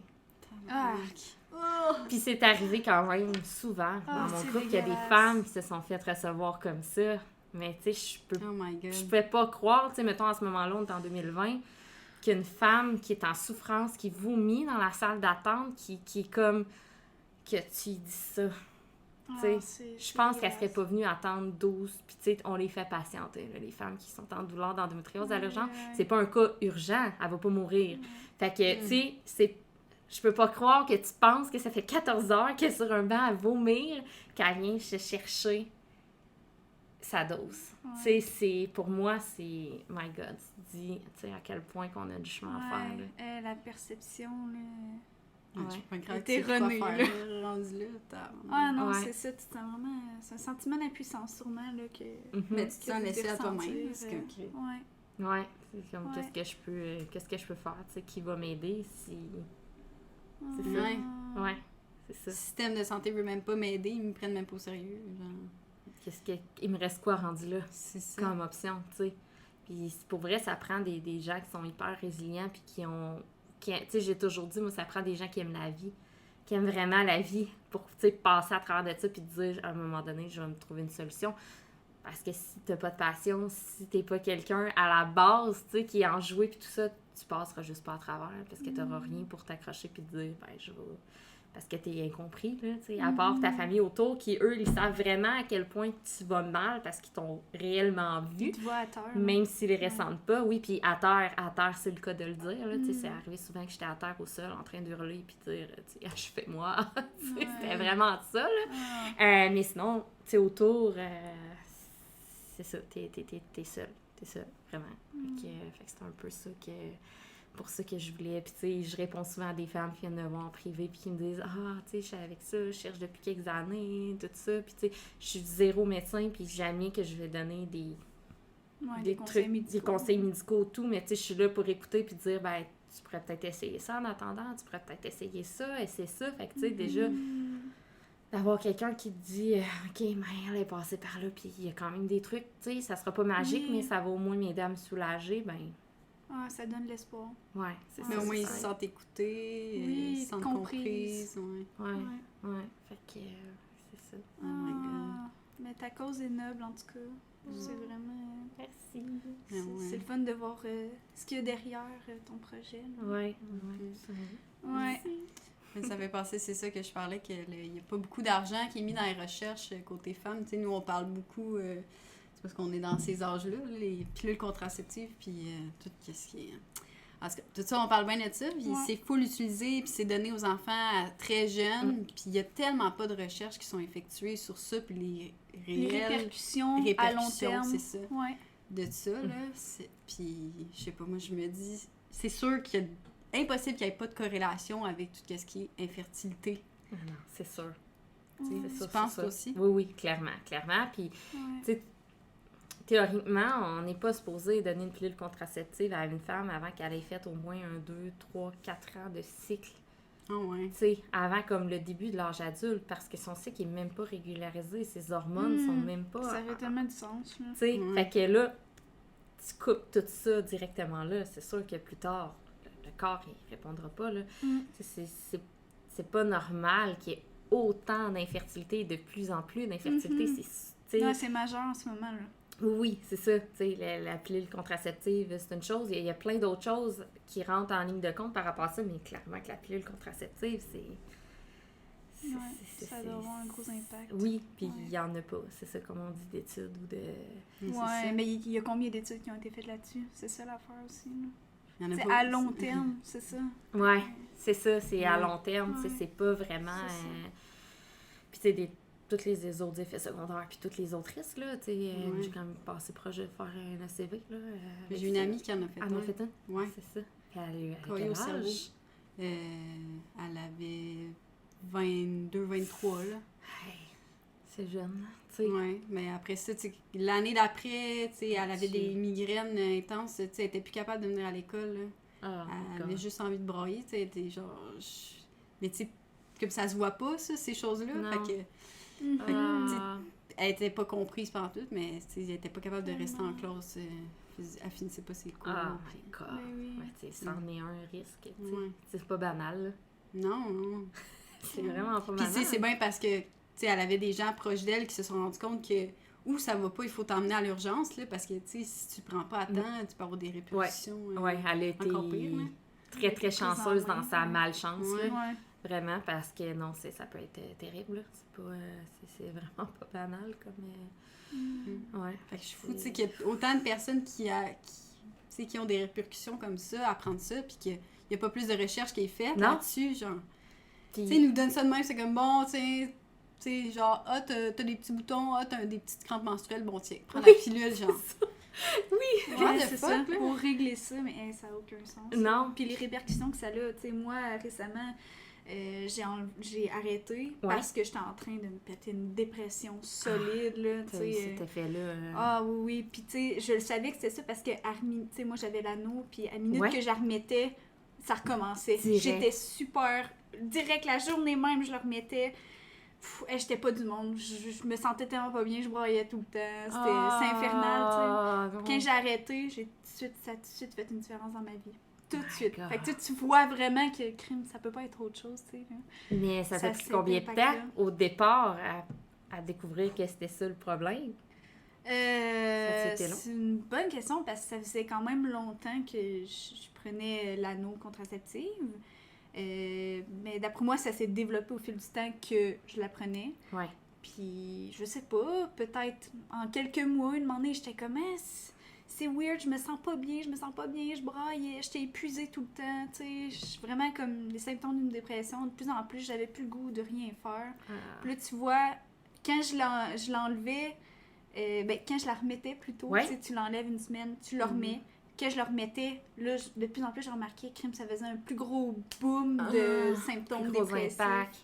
J'étais comme, ok, tu sais, c'est C'est weird. ça, Fait que là, ouais. tu t'observes plus, puis là, tu Ouais. te rends compte, crime, ok, ouais, c'est vraiment ça, là, tu sais. Puis, tu sais, je suis sûre que ça, au départ, quand t'es allé la chercher à la pharmacie, ils t'ont pas dit, voici les risques. Ben non, c'est Ah, ça. non, c'est ça, Ça a ils pas de bon énumèrent sens. pas les risques, pas du tout. C'est tellement important, là. Ah, tu sais, c'est ça. Puis pour plein d'autres médicaments, si vous remarquez, là, ils vont les dire, les effets secondaires. Quand Ouais. tu te fais une chirurgie, ils vont te les dire, tes Ils effets les secondaires. énumèrent. Puis Mais là, ça, non. tu Ah, sais non, pas. non. Fait que tu peux pas être alerte, tu sais, là, comme toi, tu sais, je trouve que t'as quand même été alerte rapidement, mais il y en a Ouais. plein, ça va durer des années avant un moment donné qu'ils se disent, que quelqu'un leur dit, puis ah, c'est peut-être Ouais. ça, puis là, Tu sais, mais finalement, c'est sinon, ça. tu te dis, crime, je fais juste une dépression, C'est ça. tu sais. C'est ça. Peut-être que je travaille trop. Peut-être que, tu sais, il y a plein de raisons que tu peux penser. Ah, Oui. ben, c'est peut-être ça qui fait que, c'est peut-être mon alimentation, que je fais peut-être pas assez de sport, blablabla. Exact. Il y a Ouais. tellement d'affaires que ça pourrait être. Fait que, Mais ce qui gosse, Quand tu le c'est sais qu'on pas. parlait avec les gens qui nous écoutent pas ou qui comprennent pas. Tu sais, parce que moi, j'ai vécu la même chose que toi. Avoir une dépression suite à ça, puis c'est, tu sais, le monde, ils disent « Ah, ben non, ça doit pas être ça, ça doit être parce que, tu sais, parce que quand ça m'est arrivé, je déménageais à Québec, tu sais, j'étais dans une nouvelle ville, je commence le cégep, tu sais, comme plein de changements dans ta vie. Fait que le monde, c'est comme « Ah, ben, tu sais, c'est sûrement à cause de ça, tu sais. » Fait que là, c'est comme « Ah, ok, ben, tu sais, je dois avoir pas rapport de penser que ça... » C'est ça que Ça a un lien, là, tu sais. Fait que comme, j'endure ça pour finalement l'avoir arrêté l'année passée, là. ouais. Ça Tu sais, fait des pour années me rendre tu compte traînes que ça. clairement, c'était Ouais. ça, là, tu sais. Mais tu sais, c'est ça, C'est ça ça. va avoir pris un certain temps, là. Ça prend Puis des de années, quand même là. continuer à t'écouter puis de te fier à ton intuition parce qu'il y en a beaucoup qui le font pas. Fait que là, puis ça, après, ils vont chercher, puis ils vont vivre comme ça pendant des années. Là. Mais c'est ça, c'est jamais la première chose que les gens vont penser. Non, que c'est parce hormonal. qu'on n'a pas été conditionné à penser que c'est peut-être un danger, C'est ça. la pilule contraceptive. Ou... Là, Non. ben, tu penses pas à ça, Non. tu penses pas que c'est un danger. Non. Un docteur te donne la prescription. C'est Tu dis, ça. Ça peut pas être mauvais pour moi. Même nos parents, tu sais, je veux dire, tu commences à avoir des relations sexuelles, ta mère est comme, bon, là, on va te prendre un rendez-vous avec le médecin, puis tu vas C'est prendre ça. ça, mais, tu sais, même ta mère, elle sait même pas, là. Non. Il y a des risques. Non, c'est c'est ça. ça. Si le docteur le donne, c'est que ça doit pas être mauvais. C'est Exact. ça, le C'est réflexe ça. que t'as. C'est toujours ça. Pourtant, par après, moi, j'en ai parlé, tu sais, elle était comme, pourquoi t'as arrêté? Je vois que, tu sais, t'as arrêté Ouais. de prendre de l'anneau contraceptif. Je dis, tu sais, à cause que ça me fait ça. Elle a nié complètement. Pour vrai. Mais sûrement parce qu'elle-même est conditionnée à Ouais, tu sais, ouais. elle a Moi, appris que... En même temps, je sais pas pour toi, mais moi, je pense que ma mère, elle a jamais vraiment pris de contraception tant que ça, là. Non. Ben, Ben moi, ma mère, en tout cas, elle a pris la pilule contraceptive. Jusqu'à temps qu'elle a voulu... moi, je sais prendre pas, des peut-être enfants. pas longtemps, parce qu'après ça, elle a eu des enfants, après ça, mon père Ah, s'est fait assez opérer. tôt, par exemple, ta mère, ouais, j'avoue. Puis ouais, Ouais. moi aussi, mon père a eu recours à l'opération après, fait que... Ben, j'avoue qu'elle a pas pris ça aussi longtemps, mettons, que moi, je l'ai pris dans ma vie. Mm. Ouais. Ouais, c'est ça. Il faudrait que j'y en parle. Je sais pas s'il faisait juste se protéger avec un condom ou si elle utilisait vraiment... Ma Je mère me est souviens plus pas. vieille que la tienne, puis elle prenait la pilule contraceptive. Fait que Ouais. ça existait, c'est sûr. Ouais. Tu sais, Mais ta dans le mère, début, je peut-être pense. qu'elle pouvait la prendre. Ouais, Ouais. je sais plus. Parce qu'il y avait beaucoup les stérilets de cuivre dans le temps, je pense. On remonte Ah, à ça plus loin, se tu sais, au peut. départ, Je là, connais que ça a pas pantoute, sorti, là. Ouais. Mais moi, j'étais un bébé stérilet. Ah, un autre affaire, ça. J'en ai entendu des affaires là-dessus. Mais ouais, je pense que c'était ça au début, tu sais, ils ont sorti comme le stérilet, après la pilule est arrivée, puis là, ouais, je pense que c'était un peu... Les dérivés. Ouais. Ouais, Ouais. toutes les dérivés. Ouais. Non, parce qu'il y a plein d'affaires qu'on a remarqué maintenant qu'on a arrêté, genre, telle affaire, je suis comme, oh mon Dieu, c'est sûr, c'est ça a un lien, là, tu sais, plein de choses. Là. Ouais. Vraiment. C'est Ah, con qu'on juste est la bonne, perte des maintenant. cheveux, là, genre. Ah, toi, si t'as vécu ça Ouais, beaucoup. mais je suis comme, voyons, fin du secondaire, tu sais, j'avais des cheveux vraiment épais, Ouais. j'ai toujours eu full de cheveux. Puis fin du secondaire, j'ai rendu des cheveux super courts, puis tellement minces qu'ils cassaient à rien, Oh. là, tout pété. Ah, clairement. Mais tu sais, c'est je suis hormonal, comme- là. Ouais. Puis là, finalement, tu vois, depuis que j'ai arrêté, là, j'ai remarqué que j'ai des cheveux de bébé. Comme les femmes enceintes. Oui. là, genre. C'est ça qui C'est comme repousse. crime, tu sais, ça a tellement... Les hormones, ça a tellement ouais. un pouvoir sur plein de choses. Vraiment. Tu sais, j'ai émis la théorie avec une de mes amies. Je sais pas, toi, si dans ton entourage, t'en connais du monde, mais il y a de plus en plus de femmes diabétiques dès le très jeune âge. Puis, il y a beaucoup de femmes enceintes qui ont du diabète de grossesse. Mm. Puis, je me suis dit, genre, je serais pas surprise qu'il y ait un lien, ça aussi. là. Ouais, c'est vrai. Il y a beaucoup de femmes enceintes qui ont du diabète de grossesse maintenant. Ça se voyait un petit peu moins avant, là, mais ouais, c'est sûr que... tout ce J'ai qui comme est- des Ouais. femmes dans la vingtaine, début vingtaine, qui tombent diabétiques, là. Ouais. Mais semble dans ma tête, c'est les femmes plus vers la ménopause, Ouais. changement d'hormones là aussi, Mhm. qui tombent diabétiques. Ouais, mais c'est Mais- rare. Ouais, ouais, ça s'est pas supposé. Mais en tout cas, on attend les études. pour confirmer Mettez-vous le là-dessus, tout, mais- là. Oui, c'est ça. Oui. Ben, ça me fait penser, je vais aller voir à l'instant, parce que j'ai lu une BD super récemment, fait que je trouve ça vraiment pertinent peut-être de partager le titre. Ça s'appelle L'origine du monde. Je vais juste aller chercher l'auteur. Puis c'était vraiment porté sur ce sujet-là directement, là, tu sais, sur... probablement toutes mettons, mais ça critique vraiment ça par rapport au fait qu'il n'y a pas eu beaucoup d'études là-dessus, puis beaucoup, mettons, d'hommes qui ont nui aux femmes, puis à la perception du corps de la femme au cours de l'histoire, là. Ah ouais. Fait que c'est vraiment très intéressant, puis c'est fait aussi avec une petite note d'humour, là. L'auteur, la BDiste, c'est vraiment exceptionnel. Donc, l'auteur Liv Stromkist, donc Stromquist. Donc, si jamais ça vous intéresse d'aller lire ça, là, L'origine du monde, on l'a à la bibliothèque.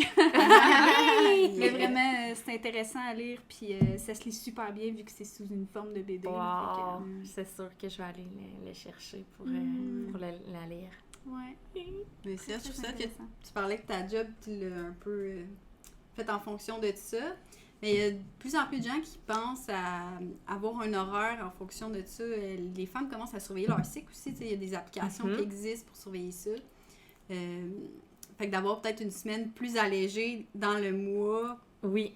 Les gens commencent à parler de ça. Oui. Là, À tu sais. suivre ces saisons-là, tu sais. Oui, le monde moderne n'est pas fait pour la femme, là. C'est bien de valeur, là, mais la femme, c'est pas un corps qui est fait pour être du 8 à 5 jours sur 7. Le cycle hormonal, il varie beaucoup, puis il y a des temps qu'on est vraiment, pleine d'énergie, puis que c'est là qu'on peut tout donner, puis d'autres temps qu'il faudrait vraiment plus se reposer. Mais la société moderne n'est pas faite pour la femme, Fait que c'est sûr que ça nuit beaucoup à plusieurs niveaux de cette façon-là. Puis oui, quand tu es entrepreneur, ben tu as un peu plus cette latitude-là, pas à 100%, parce qu'il y a quand même des enjeux, mais ça te permet un peu plus de le faire que si tu as un travail vraiment salarié typique, du lundi au vendredi de 8 à 5, Ça peut te permettre de jongler avec ça plus facilement, puis d'être plus épanoui, puis être mieux dans ta peau, dans le fond. Ouais. J'espère que ça va continuer dans ce sens. Les gens commencent à être de plus en plus à l'écoute d'eux, puis de plus en plus compréhensifs. Oui, vraiment. Je dis toujours aux gens, chaque personne est aussi responsable de sa santé puis de son bien-être. Fait que c'est à chacun aussi de faire des recherches, puis de voir ce qui se fait, de voir ce qui se fait pas, de regarder justement les recherches, parce que faut pas attendre que quelqu'un, tu sais, prenne notre santé en main, puis il faut pas non plus croire tout ce qu'on nous dit. Il faut vraiment aller valider les informations. Avec des sources sûres. Ouais. C'est ça. Puis aussi de ce que sur nous, ça fait. Tu sais, comment nous, on se sent, parce que chaque personne est différente par rapport à plein de choses. Il y a plusieurs enjeux. Fait que, tu sais, c'est d'appliquer ça. Si toi, ça te fait du bien, puis si toi, ça te fait pas du bien, ben même s'il y a 50 autres personnes autour qui disent « Ah, ça, moi, ça m'a donc fait du bien, ça m'a... » Mais non, mais si toi, ça te nuit, là. Tu sais, tu peux pas. Fait que, ouais, je pense que c'est important que chacun fasse... Ça part des choses. Oui. Qu'on fasse nos propres recherches. Oui, nos vraiment. tests. Ben oui. C'est vraiment important d'accord. parce que, tu sais, je trouve, je veux pas bifurquer, mais c'est un peu aussi ce que j'essaie de militer, là, tu sais, avec mon entreprise, tu sais, de dire aux gens, tu sais, faites attention vraiment à ce que vous consommez réellement. Tu sais, si vous le faites en pleine conscience que vous allez manger une poutine, ben c'est correct. Mais si tu achètes quelque chose parce que c'est écrit dessus que c'est naturel puis que c'est bon pour ta santé, mais que ça ne l'est pas, moi, je trouve ça dommage, parce que, d'un, tu payes plus cher, de deux, tu penses que tu es en train de prendre soin de toi, mais non.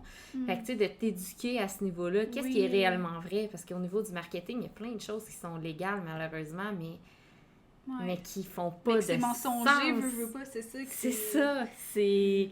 Fait que, un peu, cette éducation-là, tu sais, que tu dois vraiment, toi, faire tes recherches, puis de juste pas croire tout ce qu'on dit, puis c'est ça, c'est super important. Ouais, c'est difficile de se retrouver là-dedans, là, mais il paraît que, tu sais, au Québec, on n'est pas les plus stricts, mettons. Non. Côté alimentation, là. Fait que, quand que tu vas côté Europe, c'est pas mal plus strict. Là. Oui. Ben des aliments vrai, qui sont bannis, Bannis, puis tu sais, on parle aussi, mettons, au niveau cosmétique, ben, tu sais, mettons, ça va être écrit... produit 100% naturel. Tu sais, c'est pas une législation qui est... Il n'y a pas de loi par rapport à ce terme-là. Fait que n'importe qui peut mettre ça sur son produit. Mais moi, je vais, exemple, tourner le produit, puis je vois qu'il y a des parfums dedans. Mais c'est pas naturel, un parfum. Mais là, quelqu'un voit entièrement naturel, c'est bon pour moi, je l'achète, je me pose pas de questions. Mais moi, quand je me revire, je regarde ça, tu sais, il y a des colorants, ou dans la nourriture, des arômes artificiels, puis je suis comme, mon Dieu, qu'il n'y a rien de naturel là-dedans. Puis encore là, naturel, il y a des choses naturelles qui sont pas bonnes pour la santé, là, tu sais. Ben oui. Je veux dire... Ouais, faut pas non plus juste se fier à ce terme-là. Tu sais, ça peut être 100% naturel, mais même si c'est naturel, c'est pas bien bon, j'avoue. C'est ça. Fait que, tu sais, je trouve que... Puis moi, c'est ce que j'essaie de faire, tu sais, de dire aux gens, c'est correct si tu le fais en pleine conscience, mais laisse-toi pas embarquer dans des termes où, tu sais... Soyez tout honnête, tu sais. C'est correct qu'il existe des produits pour tous les budgets, pour tous les goûts. Mais moi, je voudrais donc que chaque entreprise soit honnête derrière son message, son marketing. Je sais que ça se fera pas, mais tu sais, je trouve ça plate. Je trouve ça vraiment plate de prendre un peu les gens pour... C'est ça. Mais voilà, chacun a quand même sa part de responsabilité là-dedans. Là. Mais je trouve ça décevant. Puis tu sais, j'ai rien contre les produits ultra transformés ou ben, tu sais, dans le sens que c'est correct, là, c'est fait dans un choix, mais c'est plus... dans un choix de faire du cash, pas mal ça, c'est ça! Ouais, juste sa raison, là. C'est ça! C'est pas mal ça. Mais c'est plus de jouer puis de faire à croire aux gens, mettons, qu'un produit est bon pour eux puis qu'il l'est pas, là, ça... Ça, j'ai de la misère, vraiment, avec ça, mais bon, ça, c'est un autre sujet. C'est une autre bataille. Oui, c'est ça. Exactement.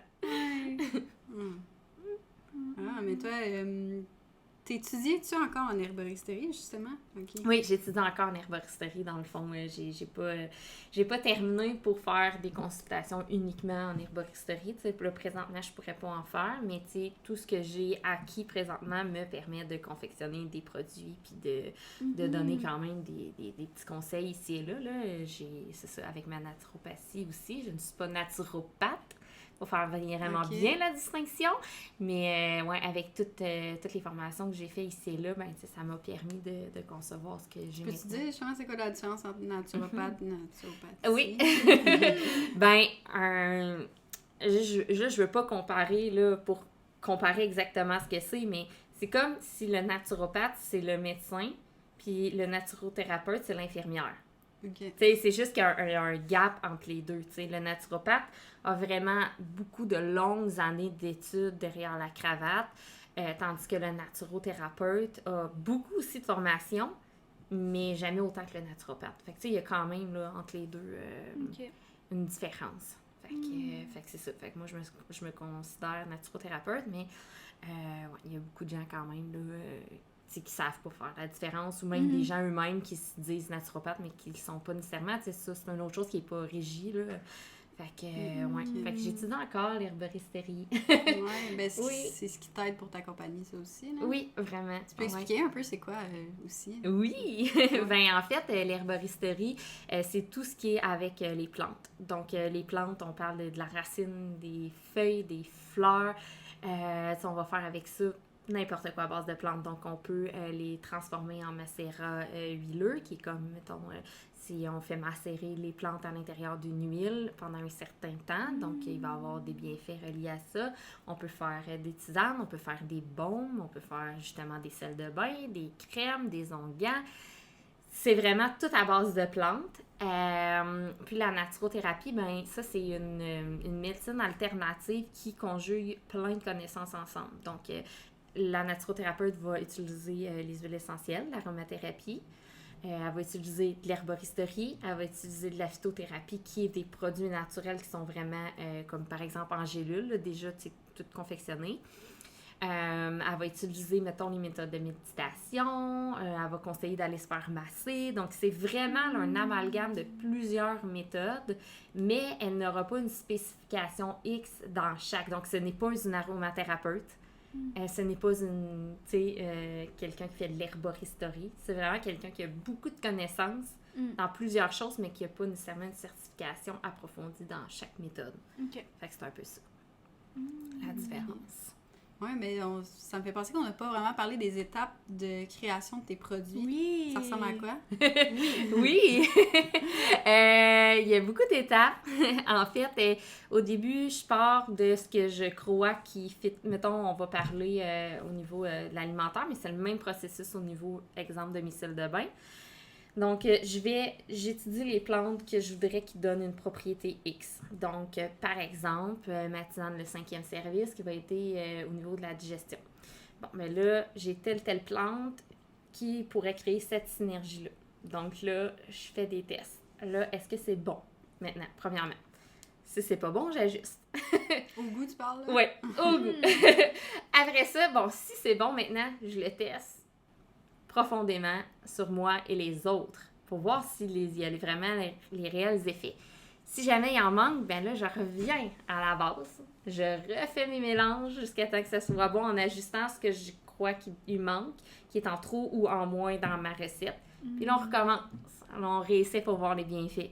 Fait que c'est pour ça que je disais que, tu sais, allier la saveur et les bienfaits, c'est quand même un sport. C'est touché. Mon Dieu, ouais, oui. d'arriver à avoir un amalgame de tout ça.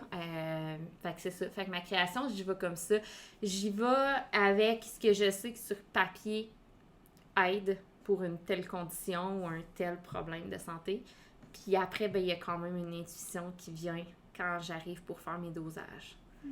Fait que oui, il y a ça sur papier, mais après, il y a moi qui me dit « Ah, ça, il me semble que j'irai un peu plus avec ça. Je mettrai un peu plus de ça. » Puis là, après, quand je fais mes tests, ben c'est là que je vois si tout est concluant. Puis, comme la cuisine. Exactement. C'est la même chose. Ouais, fait que... Juste cette étape-là, elle peut être vraiment longue parce que à chaque fois, tu recommences, si jamais, faudrait renforcer tel aliment ou oui, c'est ça. tel ingrédient. Là. Fait que là, on recommence. Tu recommences au début. Fait qu'il faut que tu le crées. Oui. T'as juste le goût. Tu le fais goûter, tester. Oui. Puis, tu sais, ça peut se faire plusieurs fois. Est-ce que... Mettons, combien de fois environ tu passes par cette étape-là? Souvent, je suis quand même proche rapidement. Je connais bien mon ton... feeling. Ouais. D'habitude, je fais pas ça 10 fois. Là. OK. Ouais, d'habitude, c'est quand même vraiment bien. Ce que je trouve le plus difficile, c'est au niveau des odeurs. Tu sais, là, quand on joue au niveau des odeurs, ça va vite, il peut en avoir un petit peu trop pour les effets. Ou que ça sente un peu trop, tu sais, telle chose. Au niveau des odeurs, c'est un peu plus particulier. Moi, ma force, c'est vraiment au niveau des saveurs que je sais Ok. rapidement. Déjà là, ça fit. Mais c'est ça. Puis il y a des produits que, tu sais, comme, mettons, mon Douce Lune, j'aurais pas pu, tu sais, ça a été sur comme 2 ans, là, puisque je l'ai testé sur moi, mais c'est Ouais. tellement aléatoire, des hormones, des douleurs, que c'est long à tester un produit comme ça. Mais il y a d'autres choses, comme le sommeil, mettons, pour aider à apaiser, puis ben là, c'est quelque chose que tu vas le faire essayer une couple de personnes, puis tu vas le voir tout de suite si ça marche pas, là, tu sais, fait c'est ça, quelqu'un qui souffre d'insomnie depuis 3 mois, là, puis que là, ça fait 2 semaines qu'il dort bien, avec ta tisane, ben là, c'est Ouais, vite, c'est là, assez que winner, ouais. tu peux le tester, tu sais, mais il y a d'autres produits que c'est du long terme, là, tu sais, ça prend plus d'essais-erreurs, là, mais je dirais que souvent, ça arrive quand même pile sur ce que je voulais assez vite. Ah, Ouais. tu maîtrises bien ton art. Ouais. C'est cool. Puis c'est où que tu... avec qui tu fais affaire pour les plantes puis tout ça, comment ça Ouais. fonctionne? J'ai une entreprise, en fait, peut-être qu'il y en a qui la connaissent, là, c'est Pilki. Eux, ils font eux aussi des mélanges de tisanes, mais ils distribuent aussi des plantes de cueillette sauvage à des gens comme moi, mettons, qui font de la transformation. Fait que j'ai eux qui font affaire avec plusieurs cueilleurs. Là. C'est pas directement les propriétaires qui vont cueillir les plantes. Là. Ils ont des cueilleurs pour ça. Puis sinon, j'avais Herboristerie La Maria. Puis, là, je peux pas croire, je me rappelle pas de son nom. Elle est à Bécancour. Dans le fond, c'est elle qui me fournit tout ce qui est de cueillette biologique. Son nom m'échappe, je trouve ça plate. Mais il y en a juste une à Bécancour qui fait ça. Ok. Fait que elle, depuis 2 ans, c'est elle qui me fournit ce qui est en culture biologique. Fait que, elle m'apporte ça. En fait, moi, ça arrive, les plantes individuellement séchées, mais en très gros format. Fait qu'exemple, j'ai des kilos de mélisse, j'ai des kilos d'ortie. Puis là, après, moi, je fais le reste de la transformation. Fait que, OK. voilà. T'as-tu une place pour entreposer ça? Ou c'est juste Ben, j'ai des barils comme ça, mais là, je suis en fin de saison. Fait que je vais en recevoir d'autres bientôt. Fait que là, ceux-là sont pleins, mettons. Puis sinon, ben, tu sais, j'ai déjà des mélanges de préfets là-dedans. Fait que ça a été déjà tout broyé. Mais oui, sinon, c'est dans des barils. Mais là, c'est ça, je suis en fin de saison. Fait que là, comme ça va. Mais éventuellement, il va falloir que j'empile des barils. Ok, parce que, ça Il va falloir que j'empile les barils. barils. Tu sais, il en rentre quand même pas mal parce on parle de plantes séchées. Puis, tu sais, je peux vraiment bien pousser dedans. Mais, ouais. Ça demande beaucoup d'espace, là. C'est hot. Ouais. Au pire, j'ai un autre entrepôt si jamais je manque de place ici pour le surplus. Ok. Ouais. Fait que, ça arrive comme ça. Puis après, je fais ma transformation. Fait que je suis bien heureuse. Puis pour mes plantes qui poussent pas au Québec, comme, mettons, les Bichizandra, les fleurs de papillon bleu, puis l'hibiscus, c'est les 3 plantes que j'ai qui poussent pas au Québec. Mais eux, je fais affaire avec... ça s'appelle Mountain Herbs. Ouais. Ça vient des États-Unis, mais vraiment proche. Puis eux, ils font leur culture biologique là-bas. Fait que le climat, il se ressemble quand même à ici. Ils ont vraiment une belle méthode là, de culture, là, comme on fait ici là, dans les règles d'or. Les séchages sont au bon degré. Ils ramassent au bon temps. Puis c'est leur cueillette de l'année également. Fait que quand ils m'envoient ça, c'est directement. C'est pas, ça fait pas 2-3 ans que c'est des containers, puis ça a voyagé par bateau. Fait que c'est l'alternative que j'ai trouvée. Puis quand ici, ils ont de la misère à me fournir, tu sais, comme l'année passée, la mélisse, la cueillette a vraiment pas été bonne à cause de la température. Donc, elle a pu m'en fournir, mais il m'en a manqué pour le reste de l'année. Donc, c'est eux qui m'ont fourni la différence. Fait que j'essaie d'allier comme ça Ben oui. les deux. C'est cool. Puis, est-ce que tu as fait un tour directement là, dans ces lieux-là? Oui, ben j'étais allée chez Pilki directement. Là. Ouais. J'ai vu leur usine puis tout ça, comment ils travaillaient. Fait que j'ai pu échanger directement avec eux.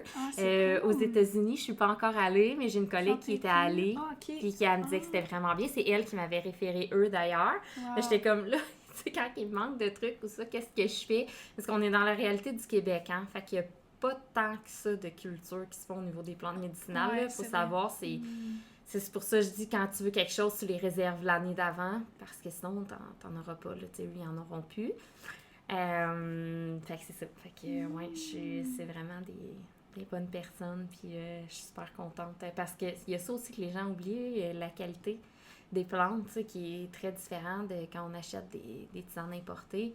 Tu sais, ici, ça a été long à cultiver. Ils ont cueilli, tu sais, au bon moment que la plante a donné son plein potentiel, tu sais.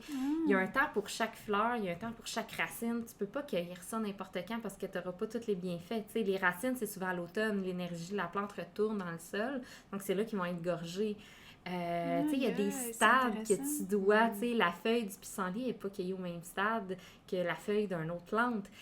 Fait que, tu sais, c'est important aussi que les plantes que tu as, quand tu vas avoir des produits de qualité, ça soit de gens qui les cultivent, qui ont cette attention-là, puis qui, justement, tantôt on parlait du séchage, qui vont sécher tes plantes au bon degré, qui vont pas les brûler. C'est sûr que c'est plus rapide de sécher plus fort, de ramasser quand c'est pas nécessairement le temps, mais ça fait des produits de moins bonne qualité. Ça enlève des bienfaits, là. C'est ça. Ça me fait penser à un bon exemple, c'est des bananes, mettons, qui sont cultivées vertes, là, tu sais. C'est comme, ils sont pas cultivés au bon moment, là, au final. Là. Exactement. Fait que c'est sûr qu'ils sont pas optimales au niveau des nutriments, là. C'est certain, là. Fait que, tu sais, il y a cette... ça aussi, tu sais, que j'essaie de dire aux gens, tu sais, que je trouve ça important qu'ils sachent que c'est pas la même réalité. Tu sais, ici, elle va cultiver avec ses mains, là, à 4 pattes, là. C'est pas des gros tracteurs qui passent puis qui ramassent tout, là.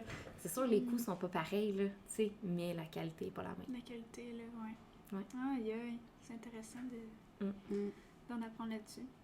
Ah, mais t'as vraiment tout bien pensé, ta compagnie, là, je trouve, là. Tout fait du sens, là. Merci. Ouais, j'essaye, en tout cas. Ouais.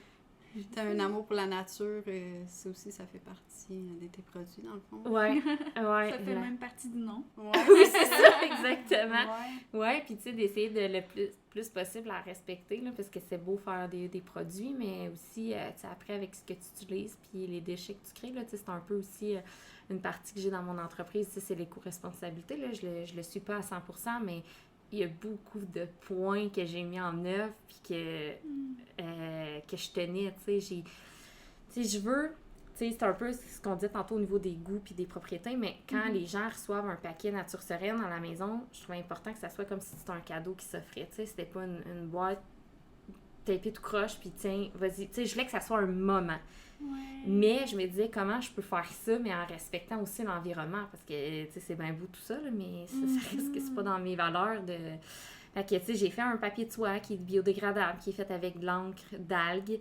Fait que, tu sais, oui, c'est beau, mais c'est un papier quand même qui a été recyclé, qui est biodégradable. Fait que, tu sais, j'essaie le plus possible de rester... avec cette lignée-là là, pour pas déroger. Tu sais, les petits cartons de recettes que je mets dedans, il y a ma valeur d'un côté de l'entreprise, mais de l'autre côté, il y a une recette. Fait que la recette, on peut la conserver, puis mon papier est biodégradable. Fait que, tu sais, oui, il y a des petits trucs comme ça, mais ils ont été quand même pensés pour pas que ça fasse de déchets, puis c'est ça, que ce soit nocif pour l'environnement. Là. Ça fait penser avec tout ce qui est vidéo puis Reels, sur les réseaux sociaux. En ce moment, c'est comme la grosse mode, les packaging avec full de paillettes, des petits bouts de papier par-ci par-là, des petits cadeaux gratuits. Ça me fait capoter, là. C'est comme, c'est bien beau, là, mais comme... Ben, first, ça t'a pris du temps puis de l'argent, mais comme c'est plein de déchets, moi, je reçois ça, puis... Moi, les cadeaux gratuits, c'est bien quelque chose qui me fait chier, là. C'est vrai, t'en parles souvent. Je suis comme, j'aimerais vraiment mieux vous mettre une question comme à la fin de l'achat. Désirez-vous avoir tel cadeau gratuit? Oui. Tu sais, comme, que ça soit bien expliqué, que de recevoir quelque chose que j'ai pas envie d'avoir. Ouais. Pas nécessairement que finalement tu jettes à la poubelle ou que... d'avoir quelque chose à cocher, justement, tu sais, est-ce que vraiment le produit intéresse la personne ou non? Parce que, on parle de c'est ça, c'est que ça fait des déchets, puis, mais c'est ça, c'est que c'est un avenue... tu sais, on se la donne pas facile, là, quand on essaie d'être éco-responsable dans une entreprise, là, my God, c'est... c'est quelque chose. C'est, tu sais, au niveau des coûts, puis tout ça, c'est... C'est vraiment plus cher aussi. Vraiment, là, c'est vraiment, tu sais, un autocollant qu'on va mettre pour dire merci, là, je les ai tassés tantôt, mais, tu sais, un autocollant régulier, là, ça va peut-être coûter 5 cents chaque, là, mais moi, il me coûte 40 cents chaque, là. Ça monte beaucoup, là. C'est énorme, T'en là. commandes 5000. C'est énorme quand t'emballes un colis, là. Ton colis emballé, Ouais, il coûte c'est pas ça. le même prix, mais... Oui, Mais tu en veux même faire temps- l'effet wow. Tu sais, justement, comme tu disais, tu sais, c'est un moment que tu vis quand tu déballes ton colis. Ouais. Puis je trouve que je trouve ça vraiment important aussi, là. Tu sais, tu vois l'ambiance d'entreprise à travers même ça. C'est une expérience, mais ça augmente la valeur totale du produit, veux pas, là, tu sais. Ouais. Mais, tu sais, je pense que dans la vie, tu te dis, bon, ben, des fois, je pourrais prendre le moyen facile, mais est-ce que moi, je vais bien dormir avec ça le soir? Tu sais, est-ce que je vais être fière de ce que je représente? C'est Puis, ça. tu sais, encore là, comme je dis, c'est correct, là, il y en a pour tout le monde, puis ça, c'est bien correct, mais, tu sais, il reste que...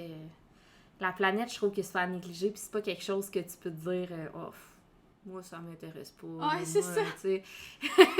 C'est primordial. Tu sais, je veux dire, si tu veux pas bien manger, ben ça te regarde toi, là. C'est Ça toi a qui un seras- impact sur ton C'est corps. ça, mais là, ça a un impact sur tout le monde, là. Puis, tu sais, C'est ça. c'est pas comme si on n'en parlait pas assez, là. Fait que, tu sais, ça, je trouve que, pour moi, c'est un gros non, là. Tu peux pas Exact. juste nier ça puis te dire je vais aller avec la facilité. Là, on est rendu là, que c'est non, là. Tu sais, c'est... Mais bon. Mais ça serait contre tes valeurs en même temps. C'est ça. Ouais, Ça serait vraiment. contradictoire pas mal. Ouais. C'est de faire son possible, là, tu sais, c'est d'être conscient puis de... C'est ça. Ouais. Puis d'être ouvert tout le temps à apprendre plus. Là. C'est ça. C'est ça. Ouais, c'est ça. On peut pas être parfait. Non, puis, exactement. C'est ça. c'est juste quand déjà t'es ouvert puis que tu mets des choses en place, ben ça montre déjà ton bon vouloir puis c'est Exact. un premier pas en avant là, de fait. Là. Oui, tout à fait. Fait que, ouais, c'est tough le fait, tu dis c'est plus cher, mais aussi c'est plus difficile à trouver. Tu sais, tu vas écrire étiquette sur Google, t'en as une tonne, mais étiquette, si tu veux trouver vraiment quelque chose qui est bon pour l'environnement, là, tu peux passer des heures à chercher ça puis à pas trouver. Là, c'est vraiment tough. C'est vrai. Ah trouver ouais, des c'est- fournisseurs, Ouais, vraiment, c'est qu'ils sont vraiment aussi, parce que même là, il y Ouais. a encore de la vente, tu sais, du marketing derrière ça, là, le éco-friendly, tu sais. Est-ce que ça l'est vraiment, tu sais? Ils vont le vendre comme éco-friendly, Ouais. mais dans le fond, t'achètes ça, puis... Ouais, on en a parlé dans un autre épisode. aussi, ouais, dommageable, ouais. T'achètes ça, mais quand ils te les livrent, c'est dans des trucs super Aussi! Ah, ouais. T'es comme, ouais, non, Euh, je pense pas. Ouais, Tu c'est sais, ça. justement, la compagnie que je fais affaire pour le papier de soie puis mes petits tapes, ben eux, ils replantent des arbres aux commandes. Puis quand tu fais une assez grosse commande, tu sais, tu peux choisir un peu où est-ce que tu veux. Tu sais, eux, ils mettent les endroits qu'il y a de la déforestation. Puis là, tu dis, moi, mon arbre que j'ai contribué, je veux qu'il soit là. Ouais. Mais ça, je me demande à quel point est-ce vrai, tu sais, parce que je suis pas là pour voir Ouais. si tu plantes réellement Ouais, mon arbre. C'est encore Ouais. la question de la traçabilité. Ouais. Veux pas, Ouais, c'est c'est comme, pour vraiment le savoir, faudrait que tu te rendes là-bas. Oui, c'est tu sais. ça. Ouais. C'est ça, Peut-être souvent un aussi, jour. mais- Ouais, peut-être. Ouais. un jour. Il devrait On va se organiser rendre, là, puis on va comme l'apprendre. je sais pas, une gang, là, ok, on organise un genre de voyage pour aller planter les arbres. Oui. genre. J'irais. Ouais, toi, Ouais, ça serait le fun. c'est clair. Les arbres nature sereine. Ça serait cool. Ouais. Mais non, c'est ça. Après, c'est.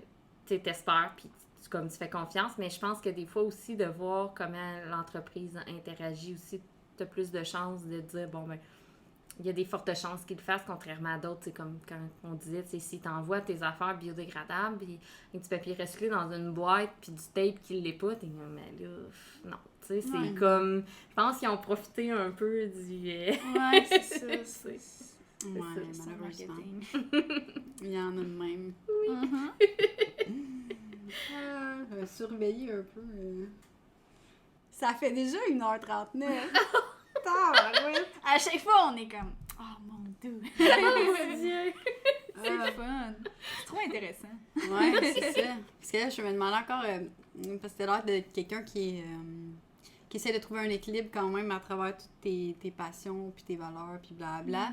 Comment tu trouves ça se passe de trouver un équilibre avec le fait d'être entrepreneur, parce que c'est quand même quelque chose, hein? Ouais. Oui.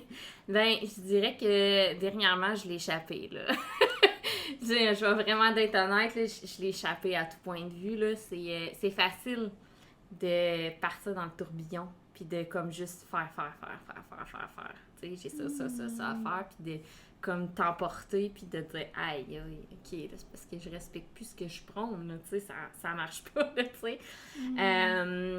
Fait que, tu sais, là, j'essaie présentement de remettre un équilibre là-dedans, puis Entre ta vie personnelle puis ton entreprise. C'est ça, le travail de remettre vraiment cette espèce d'équilibre-là. Mais tu sais, c'est sûr que dans mon cas, j'ai eu une privation pendant tellement d'années dû à ma condition. Puis là, ça va faire 1 an que j'ai été opérée. Fait que c'est sûr que moi, là, les valves de tout ont ouvert. Là, tu sais, c'était comme « Yeah! » Tu sais, je peux tout faire ce que je veux quand je veux. Tu sais, genre, j'ai plus de limitations. Fait que là, on dirait que moi, j'ai comme un petit peu les résultats avec ça. Ouais. Donc, j'en ai comme trop profité, mais à un moment donné, tu sais, c'est comme tu as eu une leçon dans ta vie, ta machine, faut que tu arrêtes de la pousser. Fait que j'étais un peu là à essayer de remettre tout ça, remettre certaines bases pour me permettre de réavoir une liberté. Puis parce que, tu sais, j'adore voyager. Tu sais, nous, on fait du camping rustique. Puis là, ça fait comme 1 an et demi, 2 ans que j'ai rien fait de ça. Fait que là, c'est là que tu dis, ouf, non, là, tu sais, tu dis aux gens, allez-y, profitez-en, puis là, tu sais, t'es toi-même, c'est ça. Fait que, tu sais, mais j'ai cette conscience-là, puis là, présentement, je travaille là-dessus. Mais tu sais, en même temps, c'est normal, toute entreprise dans ces 2 premières années, mais oui. c'est normal. Faut que tu t'investis, vraiment. C'est ça. Il faut vraiment, mais c'est juste qu'à un moment donné, il faut que tu dises, là, je peux genre, si je continue de même, ça va toujours être ça. Fait qu'il faut que je redresse tout ça, là. Fait que c'est juste ça, tu sais. Je pense qu'après, tu sais, ça va faire, moi, 2 ans, là. Exact, c'est ça. Après 2 ans, je pense qu'il faut juste, comme, que je me calme un petit peu, là. Tu sais, c'est juste ça. Oui. Je vais y arriver. Oui, tu vas y arriver. En startant ça avec un petit camping rustique, là. Oui! Ça va te ramener à terre. C'est ça! Ah oui, clairement, là, je m'en vais là en fin de semaine, pas de réseau, pas rien sur le bord de l'eau, là. C'est ça. Ça va faire du bien. C'est sûr. 100%. On va recharger les batteries. Oui. Ouais. Mais là, on va devoir finir ça, même si c'est vraiment le fun. Mais tu peux nous parler un peu des heures d'ouverture de la boutique pour ceux qui venaient te voir? Ouais, j'ouvre le jeudi de midi à 17h45, donc 5h45. Le vendredi de midi à 5, puis le samedi de 9 à 1h. Fait que là, c'est mes heures pour l'été, donc j'essaie de voir ce qu'elle donne le plus. On me demandait plus les samedis matin que les samedis après-midi, donc j'ai changé l'horaire là, tout récemment des samedis. Fait qu'on essaie, puis on s'adapte, puis on va voir à l'automne si ça rechange. Mais ouais, sinon, je suis toujours ouverte dans ces heures-là. Puis où est-ce que, j'imagine qu'on peut voir les heures d'ouverture sur des réseaux sociaux aussi? Oui, sur les réseaux sociaux, sur ma fiche Google, c'est là aussi. Super. Puis quand je dois fermer, par exemple, parce que j'assiste à un marché comme artisane, bien, ça va être écrit à l'avance toujours dans mon horaire là, pour pas que personne se rende bredouille à ma boutique. Ouais. Ben, tu peux dire l'adresse aussi un peu. Bon, on va l'écrire dans les descriptions. On va tout écrire ça. Si jamais tu veux la verbaliser. C'est 465 boulevard Lemire à Drummondville, à 2 secondes de l'autoroute 20. Oui. Ouais, c'est dans l'édifice de mon espace atelier, là, donc j'ai un des premiers bureaux quand on arrive dans la station. Oui, c'est vraiment beau, en tout cas, on s'encourage à venir faire un tour, puis c'est très bon. Merci! Ouais, mon match citrouille, incroyable. Oui, mais c'est ça, c'est parce que les gens ne savent pas, mais j'offre des breuvages pour apporter. Là. Je suis pas un café qu'on peut consommer sur place, mais on peut apporter des breuvages pour apporter. Je fais avec amour. Oui! Ben c'est hot. Merci beaucoup de nous avoir reçus. Oui, merci à vous deux. On va te souhaiter le meilleur pour la continuité de ton projet, en fait. Oui! Merci, c'est super gentil. Bye! Bye bye!